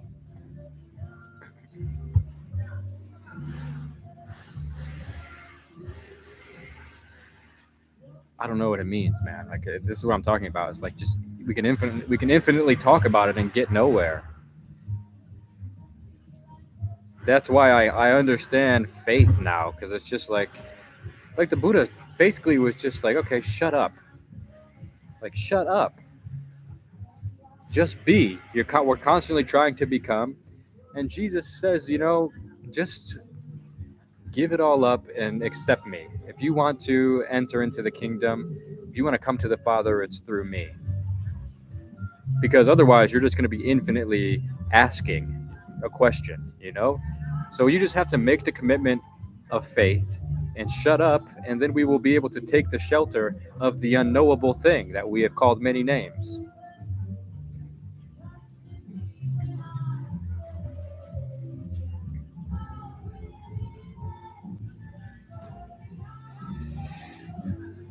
Oi. Man, Jordan, I haven't been around you now in what, a month, and I've already not been able to practice my Australian accent. Hearing you every day, it helps me so much. Like sometimes when I'm around you, I think in Australian just because for the bit, and because I'm around you, it just haunts my brain like a little voice. My voice turns Australian temporarily sometimes. But it's true, you know. Who cares if you meditate or don't or practice out? Like we're all, at the end of the day, if you zoom out, we're just little human organisms. Like, okay, that one's kind of weird. He just decided to stop doing stuff. And look, this one over here is skydiving and just doing all this stuff. And this one's crying and this one's angry. It's like, we're all just organisms, you know? What difference does it make? Choose the way you want to do it and do it. But I'm getting to the point in my own neurosis where I'm just like, how much more can I say about this?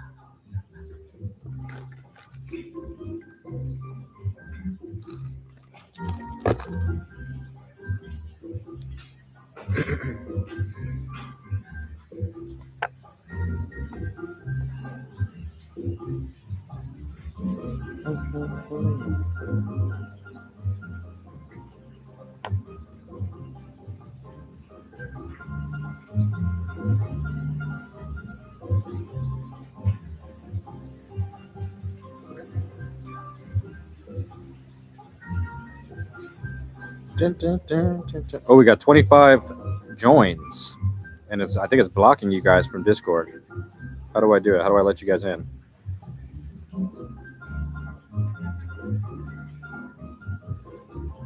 Oh, okay, I think it's just warning me that a lot of people are joining. Thank you guys for joining, by the way. I will try to use Discord more. I don't really know how to use it.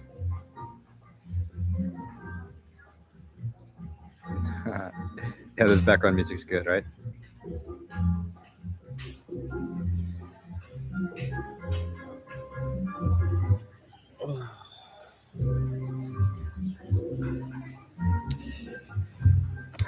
Non-duality, this is a big question. A raw definition of spirituality. I don't know. Humans do not look out in the world and see the world. We look out in the world and we see something on top of it. We see language, we see myth, we see things changing. So we have to question, how is the season changing? How is our family dying and growing and moving and morphing? There's something happening.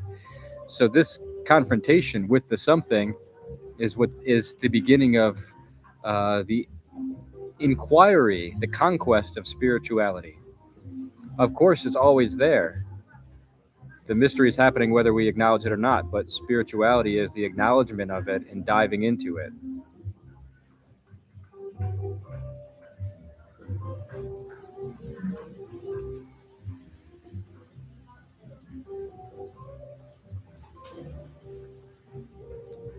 You watched me back in the emo days?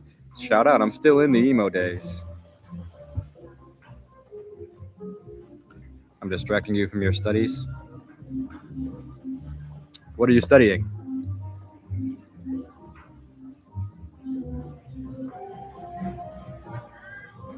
Your experience and thoughts and stories really help a lot of people. I hope so, I never wanted to help people. I actually felt shame in even saying, like, I hope my videos help people. But as I'm getting older, I'm seeing I'm in a unique position and God has blessed me with an unusual life. And yeah, I do hope I help people. Like, I hope I help people wake up a little bit to the mystery of their own self. And I hope I inspire people to go out and see the world while they still can. And it takes a big leap to do that kind of stuff, to look off into the world and say, fuck it. I don't know what's going to happen and I might not be able to make it work, but I'm going to try. And as Terence McKenna once said, nature rewards courage. You jump off the ledge into the abyss and you find that you land in a bed of feathers. But of course, it's scary to look out into the horizon and say, what the fuck is beyond that mountain over there? The tribe survival says, hey, man, we got to stay over here. It's safe over here. We're already here. Over there is where, all the myths begin to unfold.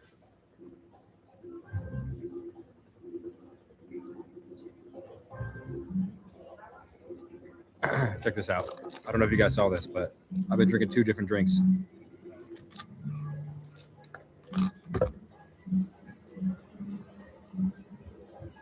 I ended up homeless in a paradise because I took a leap of faith, but I'm rolling with it. Me too, basically.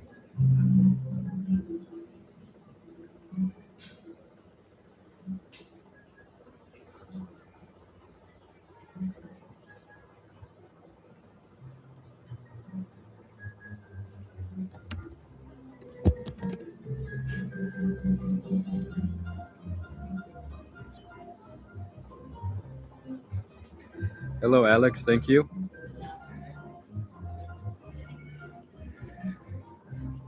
You've been following me for years? Fuck, man. We're old. I appreciate it, man. It blows my mind all the time. Oh my God, scared me, lady. Some lady talking behind me.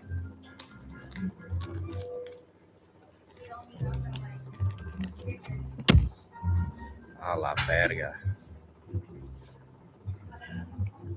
Este pinche acento.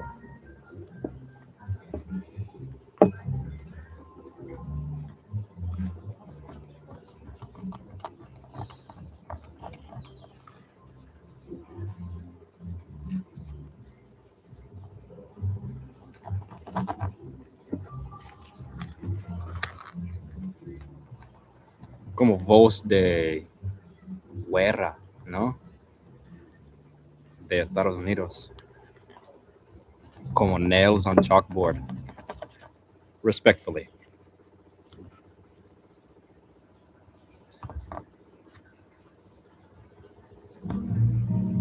Go hang out in the Philippines. I love Philippines. One of the best countries.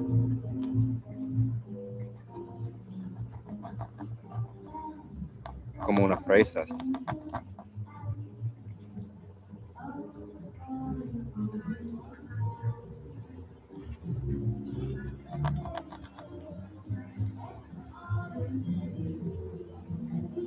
I see you getting older. Seeing you get older and get back from different places is a trip. Dude, you know what's crazy is that I've never even released my best stuff. I have seriously years of footage of crazy adventures that are just waiting to be edited, and I don't know, just haven't really gotten around to it. I'm trying to now, but sometimes it takes me like a week, 2 weeks to edit a single video, and it's like 5 hours, 6 hours a day.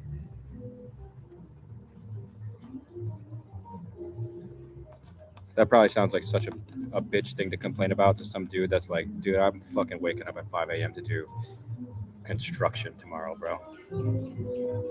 Smoking a cigarette, all stressed out, watching this, just like, you pussy.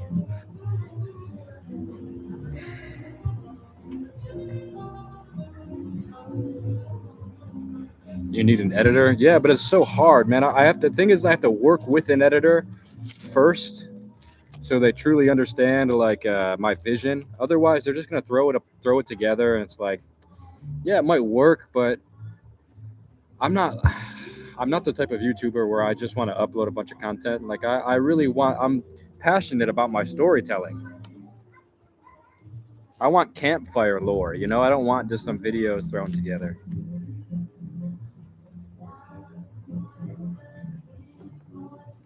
But if I could find someone that really understood, release it. I'm trying to.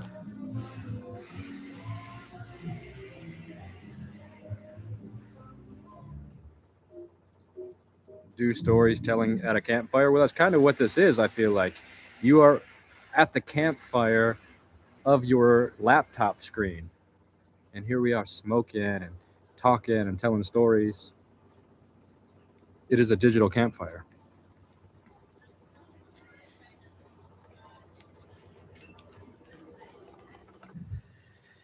You can go steal a car. You can start smoking cigarettes and drinking beer and Mountain Dew.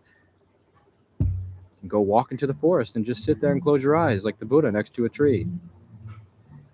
So you have, you're in an open world right now. The only thing I can tell you is that it's your choice. You will figure it out, and right now is if you have the capability to have a laptop, you have a laptop, right? You have a good brain, smart. Why could you not? If I can do it, all these people here, they're all from all around the world, and they find ways to make money online, just enough to survive. Most of these people are just surviving enough to experience the juice of life without being a kind of slave. And if you have a laptop and a decent passport, I mean, even Indians do it. Most people would consider an Indian passport weak, but I meet Indians all over the world that are just living as digital nomads. So if you're an American or you're a Canadian or from Australia, New Zealand, England, it's such an opportunity. And right now, with the AI stuff, there's so much potential to make money and to talk to it and have it help you with your specific thing. What are you interested in? Tell it about you. And it can give you some good ideas. Do you think you'll ever stop making content? No, I don't have any reason to. I don't know, maybe. What are my creative outlets? I feel like YouTube is my biggest creative outlet. I mean, I write a lot, and I have some websites I've been working on. But all of my creativity stuff is with the internet or with like YouTube and social media.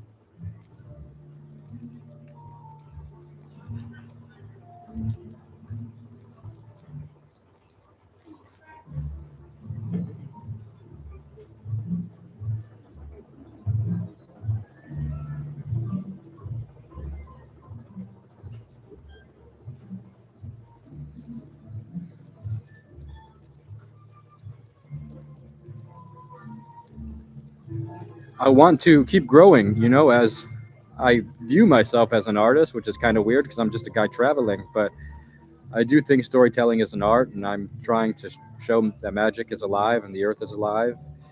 And I proclaim myself as an artist because my steps are artistic, and poetic. And I want to keep growing in that direction. I want to make documentaries that are like actual documentaries that feel like good production and good storytelling and immersive and unique. And I have so many ideas.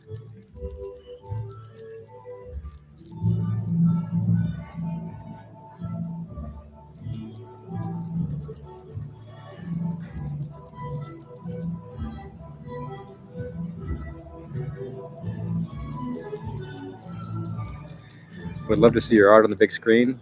This is the big screen. I don't know, but I'm not interested in Hollywood and stuff like that. But I'm interested in making like cult classic weird documentaries and maybe one day an actual sort of surrealist type of film. But yeah, like the warriors in Papua that are now Christians. Unique stories like this. The tribe in Ethiopia that kills animals for some mermaid they believe lives in the Elmo River. There's just so many interesting stories happening on the planet, and I would love to be able to, I don't know, just be more high quality with it. I like Louis Theroux, Anthony Bourdain, like these types of people.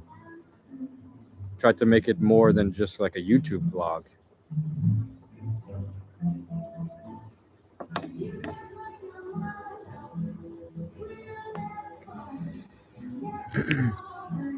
Yeah, that's true, Cryptic.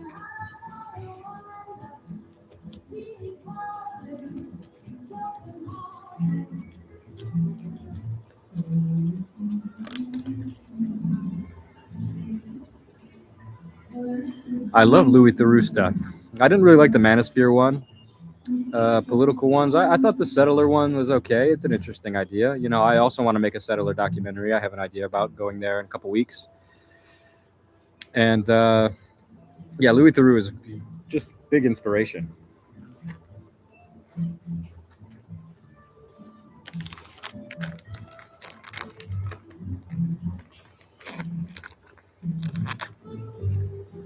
Okay, I gotta go pee real quick, you guys. I'm gonna keep this live stream going. If anyone comes over here and steals my shit, well, it'll be live. Just give me 2 minutes.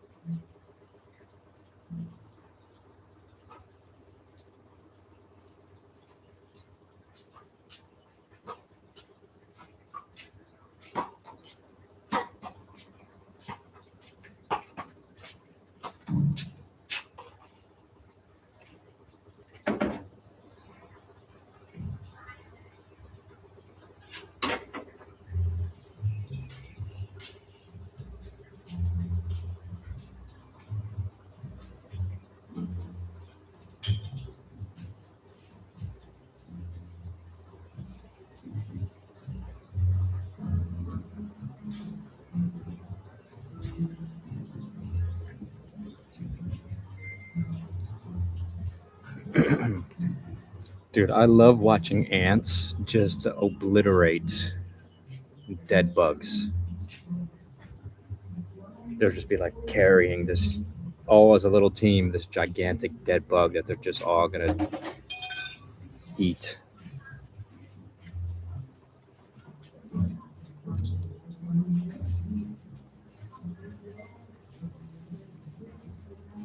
of my favorite emo bands. From First to Last, Taking Back Sunday, Seosin, Under Oath.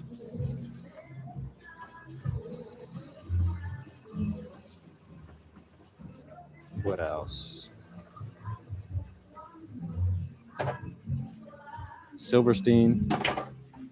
Sonny Moore is goated. Yeah, Sonny Moore is the truly. Like Sonny Moore. I remember when he was from First to Last, and he would be making these weird electronic versions of the songs, and they were amazing. I'm talking like 2004, way before Skrillex. And when Skrillex came out, I was like, oh, it makes sense. I seen his ability to do electronic music as like a undertoned passion hidden in From First to Last. And when I found out that he was Skrillex, I was like, totally, I get it. Yeah, Emily was so good. There was an electronic version of Emily that Sonny Moore made. Toy Shop, I think they called it. Toy Shop version. His voice, so good. His lyrics.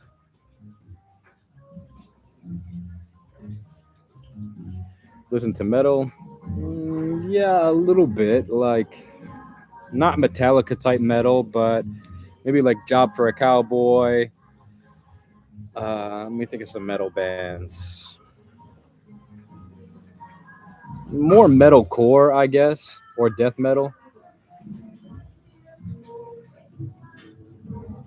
Lamb of God. I never really listened to so much Lamb of God.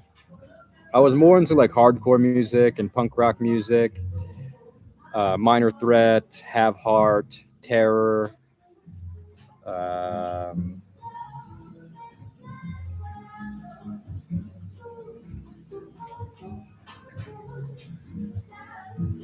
Grateful Dead, not so much Grateful Dead. I was more punk rock than hippie. Yeah, Converge. Converge was so good.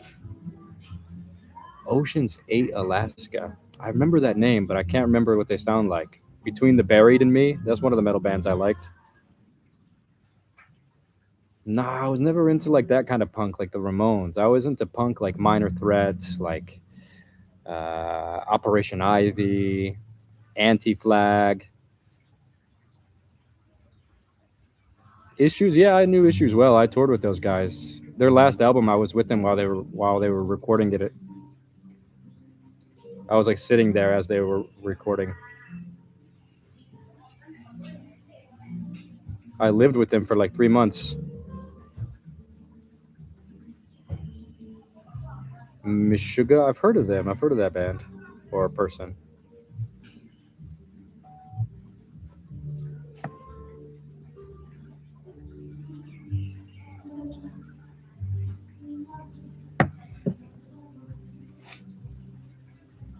I like Wu Tang. I'm not a big Wu Tang fan, but yeah, I like Wu Tang.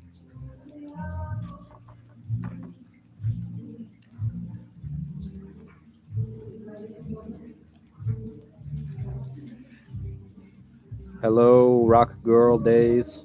Johnny Craig. Yeah, I was never a big fan of Johnny Craig's bands. What was he in? Dance Gavin Dance and something else. But one time I was on Warp Tour, and Johnny Craig, I don't know, it was during the laptop days where he was stealing laptops and selling them or something. I don't know. He was a drug addict and causing problems on the tour. And Kevin Lyman, the head of Warp Tour, had him come out on a stage and had the whole tour sit there and vote whether or not to kick them off the tour or not. Embarrassed him like a shameful puppy, made him sit on the stage and had everybody from the tour go there and judge him.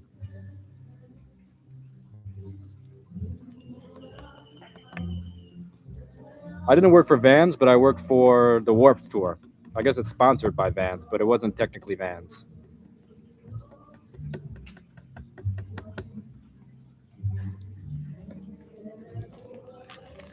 Okay, we're gonna move scenery. We're gonna go out to the front.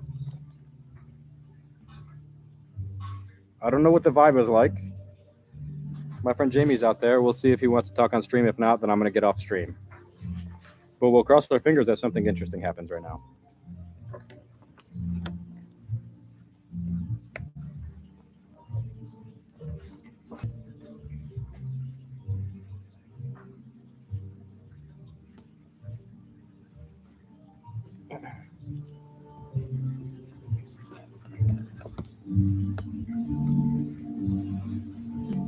We'll throw our trash away. Try to find a garbage can somewhere. There's a garbage can right here.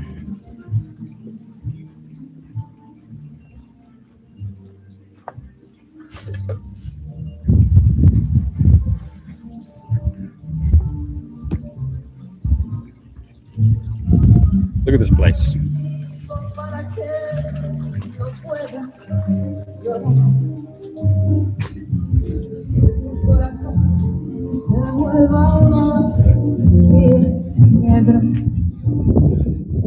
Is it okay if I keep this going, or should I shut it off? Yeah. It doesn't matter.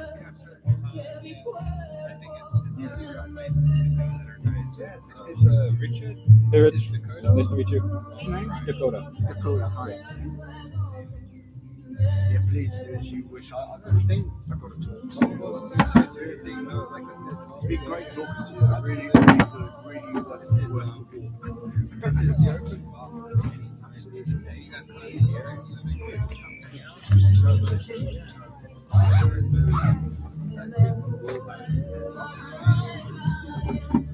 It's also all going to change after me. It's going to be very difficult coming down here for coffee. No cigarette. For 55 years of smoking. Yeah. The habits are going to have to change as well, and it's going to obviously induce neurotic reactions, isn't it? Oh yeah, especially after we said 50 odd years. Well, you're quitting smoking, or? I'm getting very extreme dental surgery. Oh, and they're going to make you stop smoking while it heals. They're not going to make me. They're going to take my teeth out. It would be dangerous to smoke. Right. But I really don't need to afterwards either. I'm old. I'm 73. I don't want to get new teeth and then die from lung cancer immediately. You know what I mean? That's the irony of Waste of life. money. Yeah, it's a waste of. That's And it's just time, because it's a sickness. It's been with me a long time, and I know why it's been there. I know the childhood traumas that. As an addiction, you mean? Yeah. I mean, cannabis as well. That's going to be a problem. At least I got oil, but it's not. Oh, so just tobacco you're talking about, or smoke in general? In general, right? like Richard. Cannabis oil Up your nose? No. But If you're smoking up your nose, that's crossing the. I'm still inhaling loads of fucking tar and carcinogens into me. Yeah, of course. I'm piling them on. Yeah. I mean, it's amazing that I keep going now that I'm this fit. And I've just walked 3 kilometers. I'm going to walk She back. came here like fully walking, sweating, like just been on a huge walk. Unbelievable. Right, I need Keeping- to. yeah, You feel the thigh, all this You're driving around reminded on to an me. e-bike. Before that, in Pi, I was like nearly a year on foot and living up a big hill. That's the way to go, man. I've been lazy. I live 10 minutes walk from here. I still rode the scooter here. Yeah. Same. That's my desperation to have a joint after work. Just zip out, come back, Yeah. sit here. But the walking Zone is out. good. The walking is good, especially if you're breathing and you're in touch with what you're doing. And it's just good to move and you see things and yeah. It's not always easy because sometimes it's really fucking hot. Sometimes it's pissing down. Yeah, exactly. Here, you never know what you get. And all of that. But I'm gonna have to do a lot of that. I can't at first. I can't do any housework either. Just like for 5 days. I've got, because I can't raise my blood pressure. My little heels, sutures, and True. photographs. What the fuck are you doing with it? It's gonna be a big trip. So, yeah.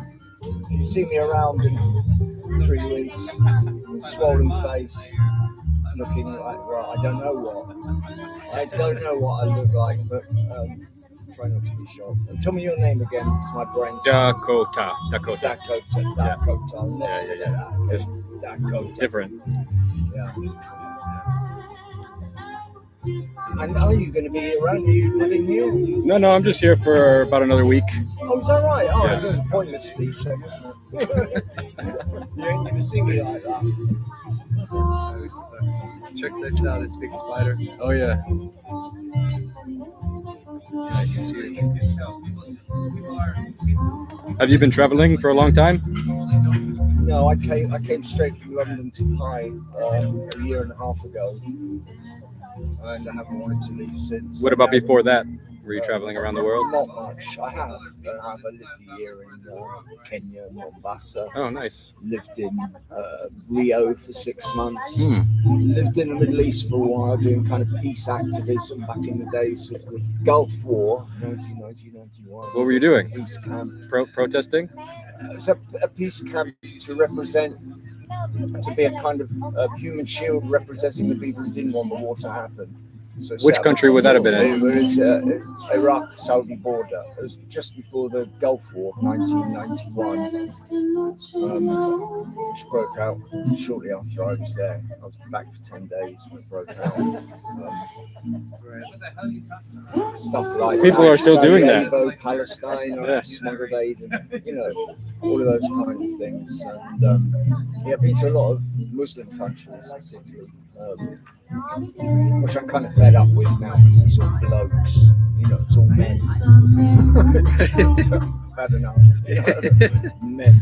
Living in Morocco for 6 months in 2024, but that wasn't far enough away from Britain. Yeah. Too western. Too fucked up.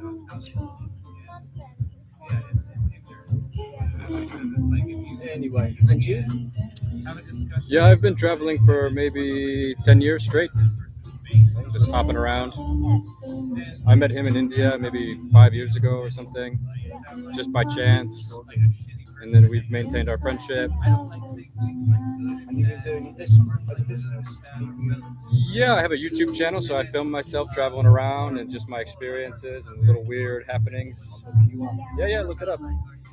I've got almost 1 million subscribers on YouTube. There's a little bit of people watching us right now, a couple hundred, and they're just listening to us, just talking to each other.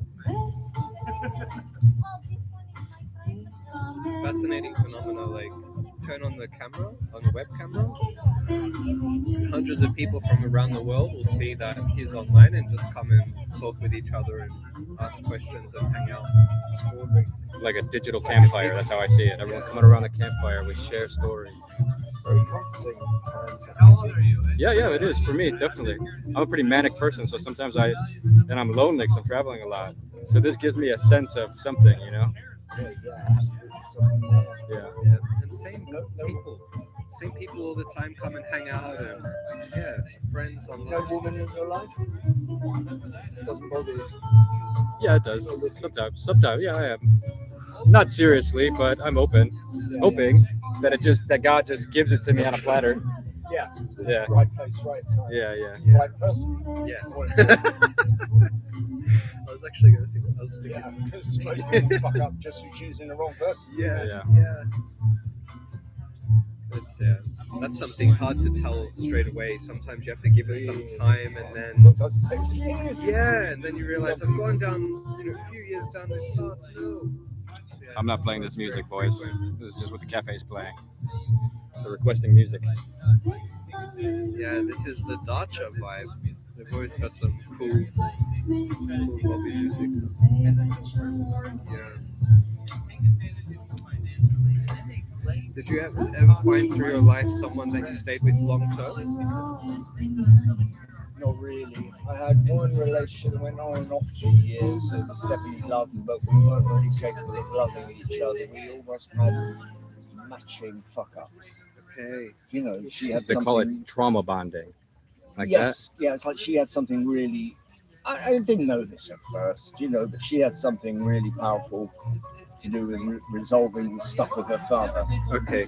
It really made a big impact on me. For me, it was my mother. Okay. So we, in a way, projected this onto each other and enacted their fuck-ups again, in a way. Wow. Isn't it That's funny? my It's analysis funny, right? of Isn't it it. funny how the patterns, you try to escape them and they Yeah. haunt you. Yeah, it's been my whole life's work trying to get out of them right until now. It's like this dental thing is my latest self-improvement extreme course, Yeah. because all that stuff always comes up. It's coming up now my interactions with what's left of my ridiculous repressed British family, you know. And they're now getting so old that it's almost no point in trying to cultivate any relationship. They're gone already, you know. Right. I won't be telling them about any of this problem Yeah. of mine because that's just a problem. And Yeah. anyway, my big sister's Daffy, you know. She's dotty, you know. Right. And frail. It'd just be an inflection, you know. Right. So yeah, of course, then that family stuff comes up again. Oh fucking hell, I'm done with that. Yeah, It was yeah, years yeah. ago. I lost my parents by the time I was 9. You know, Okay. it was 11 years of boys' boarding school, stroke Yeah. orphanage. You know, and yeah, it's just incredible how it keeps in there. And I've done a lot of work. I've done a lot of courses and a lot of spiritual beliefs. As I keep growing older, Richard, more comes up. It's like It's I've true. cut off one head and another 10 grow, and I'm like, I'm more of a grumpy sort of, snappy, emotional person as I'm getting older. Even though I'm feeling like more practices to master it, yeah. it's like more triggers come. I don't know what's going on. It's very I interesting. think maybe I have to go through that. I'm actually, now you mention it, it's got a little better for me. I'm getting a little better. And that's to do with Thailand, with Yeah. calming your Me too. behaviour and calming your responses to things. You know, survive, Yeah. you know. Yeah. And that's the beauty I'm getting from here and why I need to stay here until I'm healed. Not Yeah.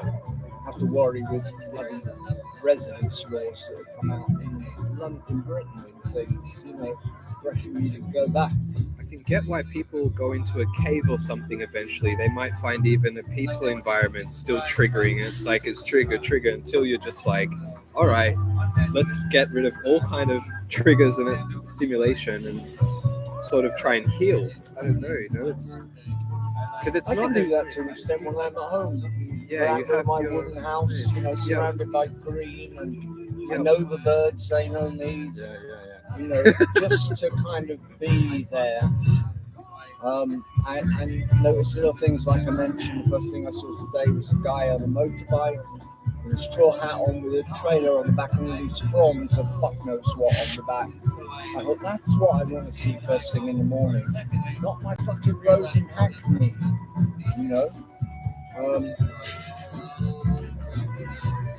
You know, which is basically anyway full of empty cars before anything happens. You know, so that's your view. 2 rows of empty cars, and then the cars going in between, and you people walking past like this. And I've been watching these all through COVID and seeing old men of my age, because I was completely dissident about COVID. You know, I knew it was a scam before it started. I knew what they were trying to do with it. So when it came, I was no surprise. Absolutely against it. Never wore a mask, never did any of it. And I'd see these old guys, I mean, younger than me, some of them, you know, walking past and their masks on, and gradually their heads would kind of go lower and lower, like they had some sort of weight on the back of their neck pushing them down, you know. I can't stand that. I'm not going to do that. I will not submit to this, you know. That was a weird time in fucking our lives. Feels like an eternity ago, I but know. really it was just like, what, 5 years ago or something? Oh yeah, it doesn't to me because I can Yeah, still see it's- the consequences Right, happening okay. for myself and other people. Sure. And that was all the fears I had then. Like You what? know, like in 2021, my personal fears that I was never going to travel again because I wouldn't be vaccinated. Right, That I would yeah, never have a yeah. lover again because it's all social distancing, and that's for a good reason, like the AIDS crisis, to keep us apart, you know. And I grew up in that post-penicillin, pre-AIDS time. We had a good time. We weren't loaded with fear. We weren't, oh, this has to be a proper committed relationship, and oh, it's bad to have casual sex, or it's, you know, we didn't have any of that shit. It's dangerous. You knew you might get a pox or urethritis or something. Yeah, sure. Or you might have a baby you didn't want. You know, it was very free times. I feel blessed to have had my youth in that time. What era, what time window was this? Would you say So I was like born really in hit its peak? 1953. Okay, so there was already penicillin by then. Okay. Yeah, that was- so they could cure clap and blah blah blah, and then AIDS was 80s. Okay. Yeah. So Started in the during early. this. A friend of mine died from AIDS in 80. I didn't even know what it really was then. Okay. 80, 81. A good friend. I mean, not a good friend, but I liked him a lot. He was an actor and an amateur classical musician of some excellence. And a very funny guy, you know. And I knew he was bisexual, but he just showed up to a party of one of the people one time who was, you know, really thin, good-looking guy, very elegant, you know, bisexual. So he had a kind of slightly gay elegance about him, but not completely. Women liked him and fancied him. Yeah, and he had all these compliments, these sarcoma things Right. over him. And I didn't even know what age was then, you know. People would have seen themselves deteriorating, but not known what was wrong. I guess for a period. He knew. He knew at the time. Yeah. Okay. And probably some of the people at the party knew, you know, Okay. the gay people or whatever, you know, Yeah. who they would have known because the fear was growing. Yeah. This thing. Wow. And then just since then, that's been it with sexuality, isn't it? Really, it's just like, you know, so seems, you know, impossible in the time of COVID. And I just remember that time when it got to early 2021, I think, when they actually made a law that you could not have sex with anyone outside your house. Hold on. What? Really? In Britain? I don't think we had that in Australia. You had other fucking awful. Yeah, well, I guess you couldn't have sex because you couldn't visit each other's household in the first place. So Yeah. it's implied, isn't it? Yeah. And set up this almost like East Europe, ancient East German kind of fear system to control people. And it did, and they haven't recovered. Yeah. You know, really. Yeah. I've recovered better than him because I fucking knew what it was. Right. And Yeah. how to deal with it or to find ways to deal with it. And that's why I'm here now. Yeah. I just had to escape from it as well. Like everything, the whole. It just felt weird. Everything was weird. Yes, then it became you've got to get out of the West, actually. Yeah. You know, it's the West has got a big problem, and we're only seeing things like this. You've got to get out and see another way of seeing life. Yeah.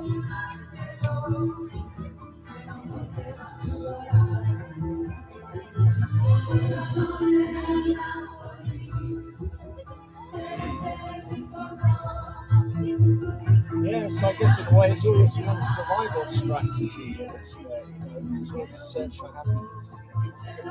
Survival. Well, whatever that means, I'm not going to die.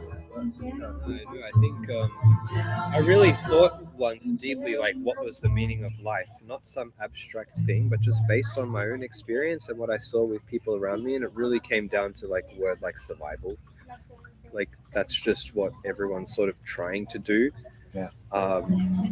In one way or another. Yeah, you know? yeah. Whether Emotional even and I survival, thought, just- yeah, even like someone who might do something for love, they're a great musician. They have to still sort of use that, unfortunately, to survive, and it like ruins sort of all the things we love. You know? Happened to be a professional musician for most of my life, Yeah. adult life. What'd you Yeah. play? Oh, Stills composer was my Okay. favorite. Yeah, composer, musical director.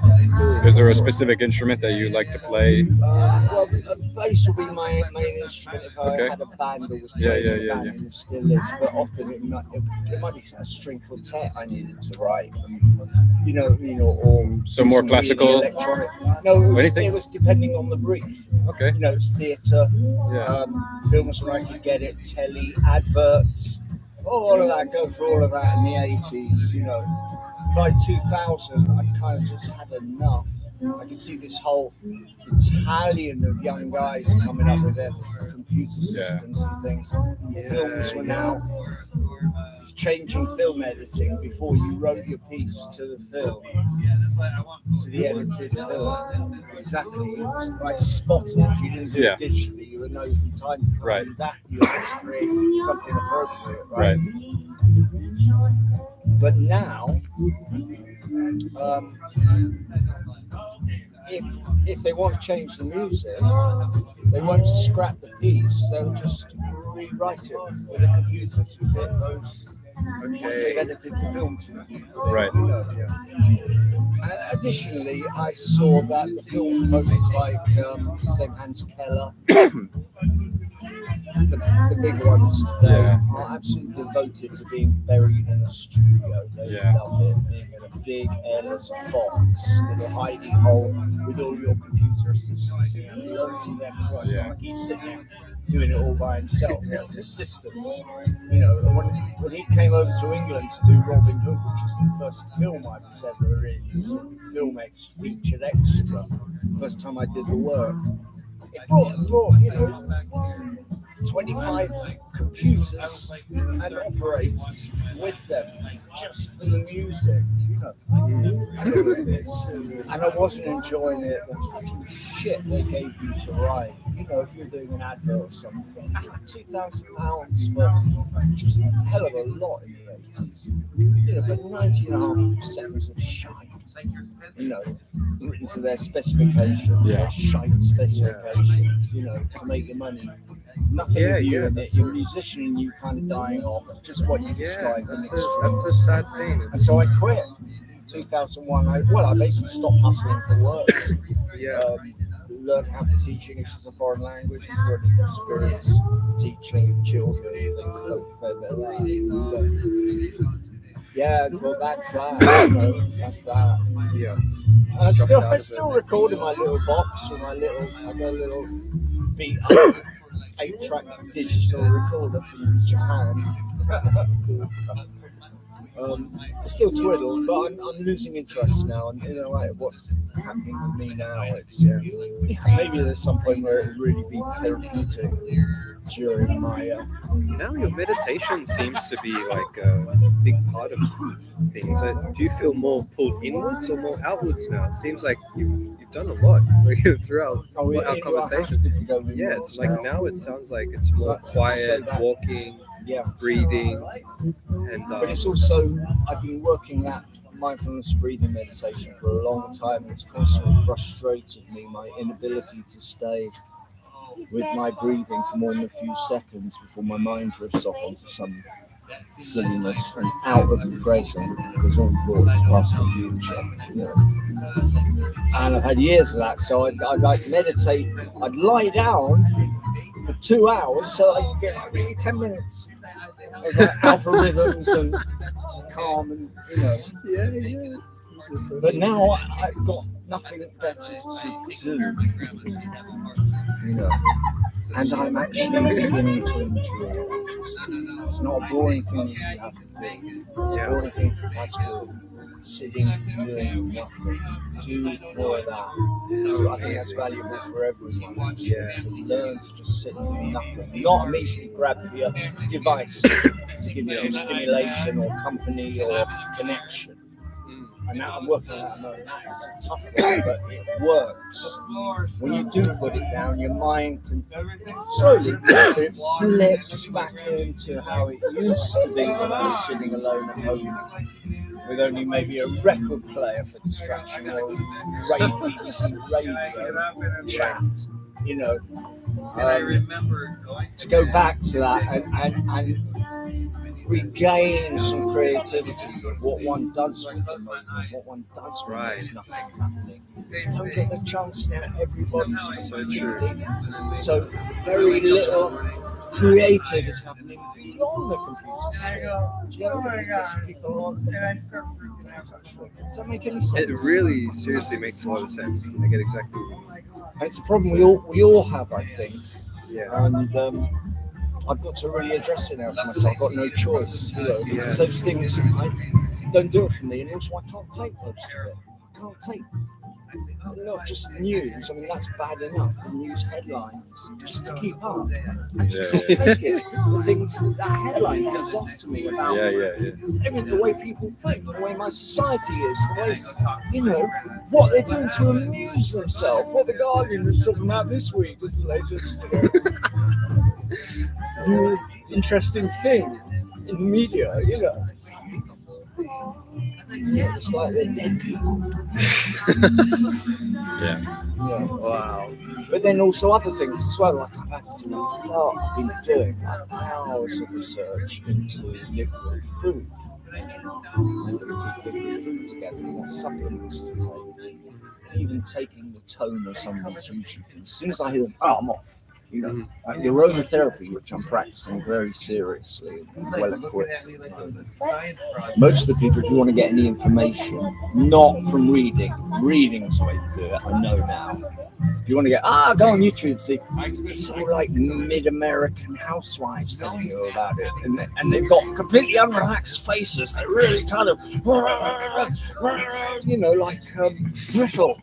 brittle.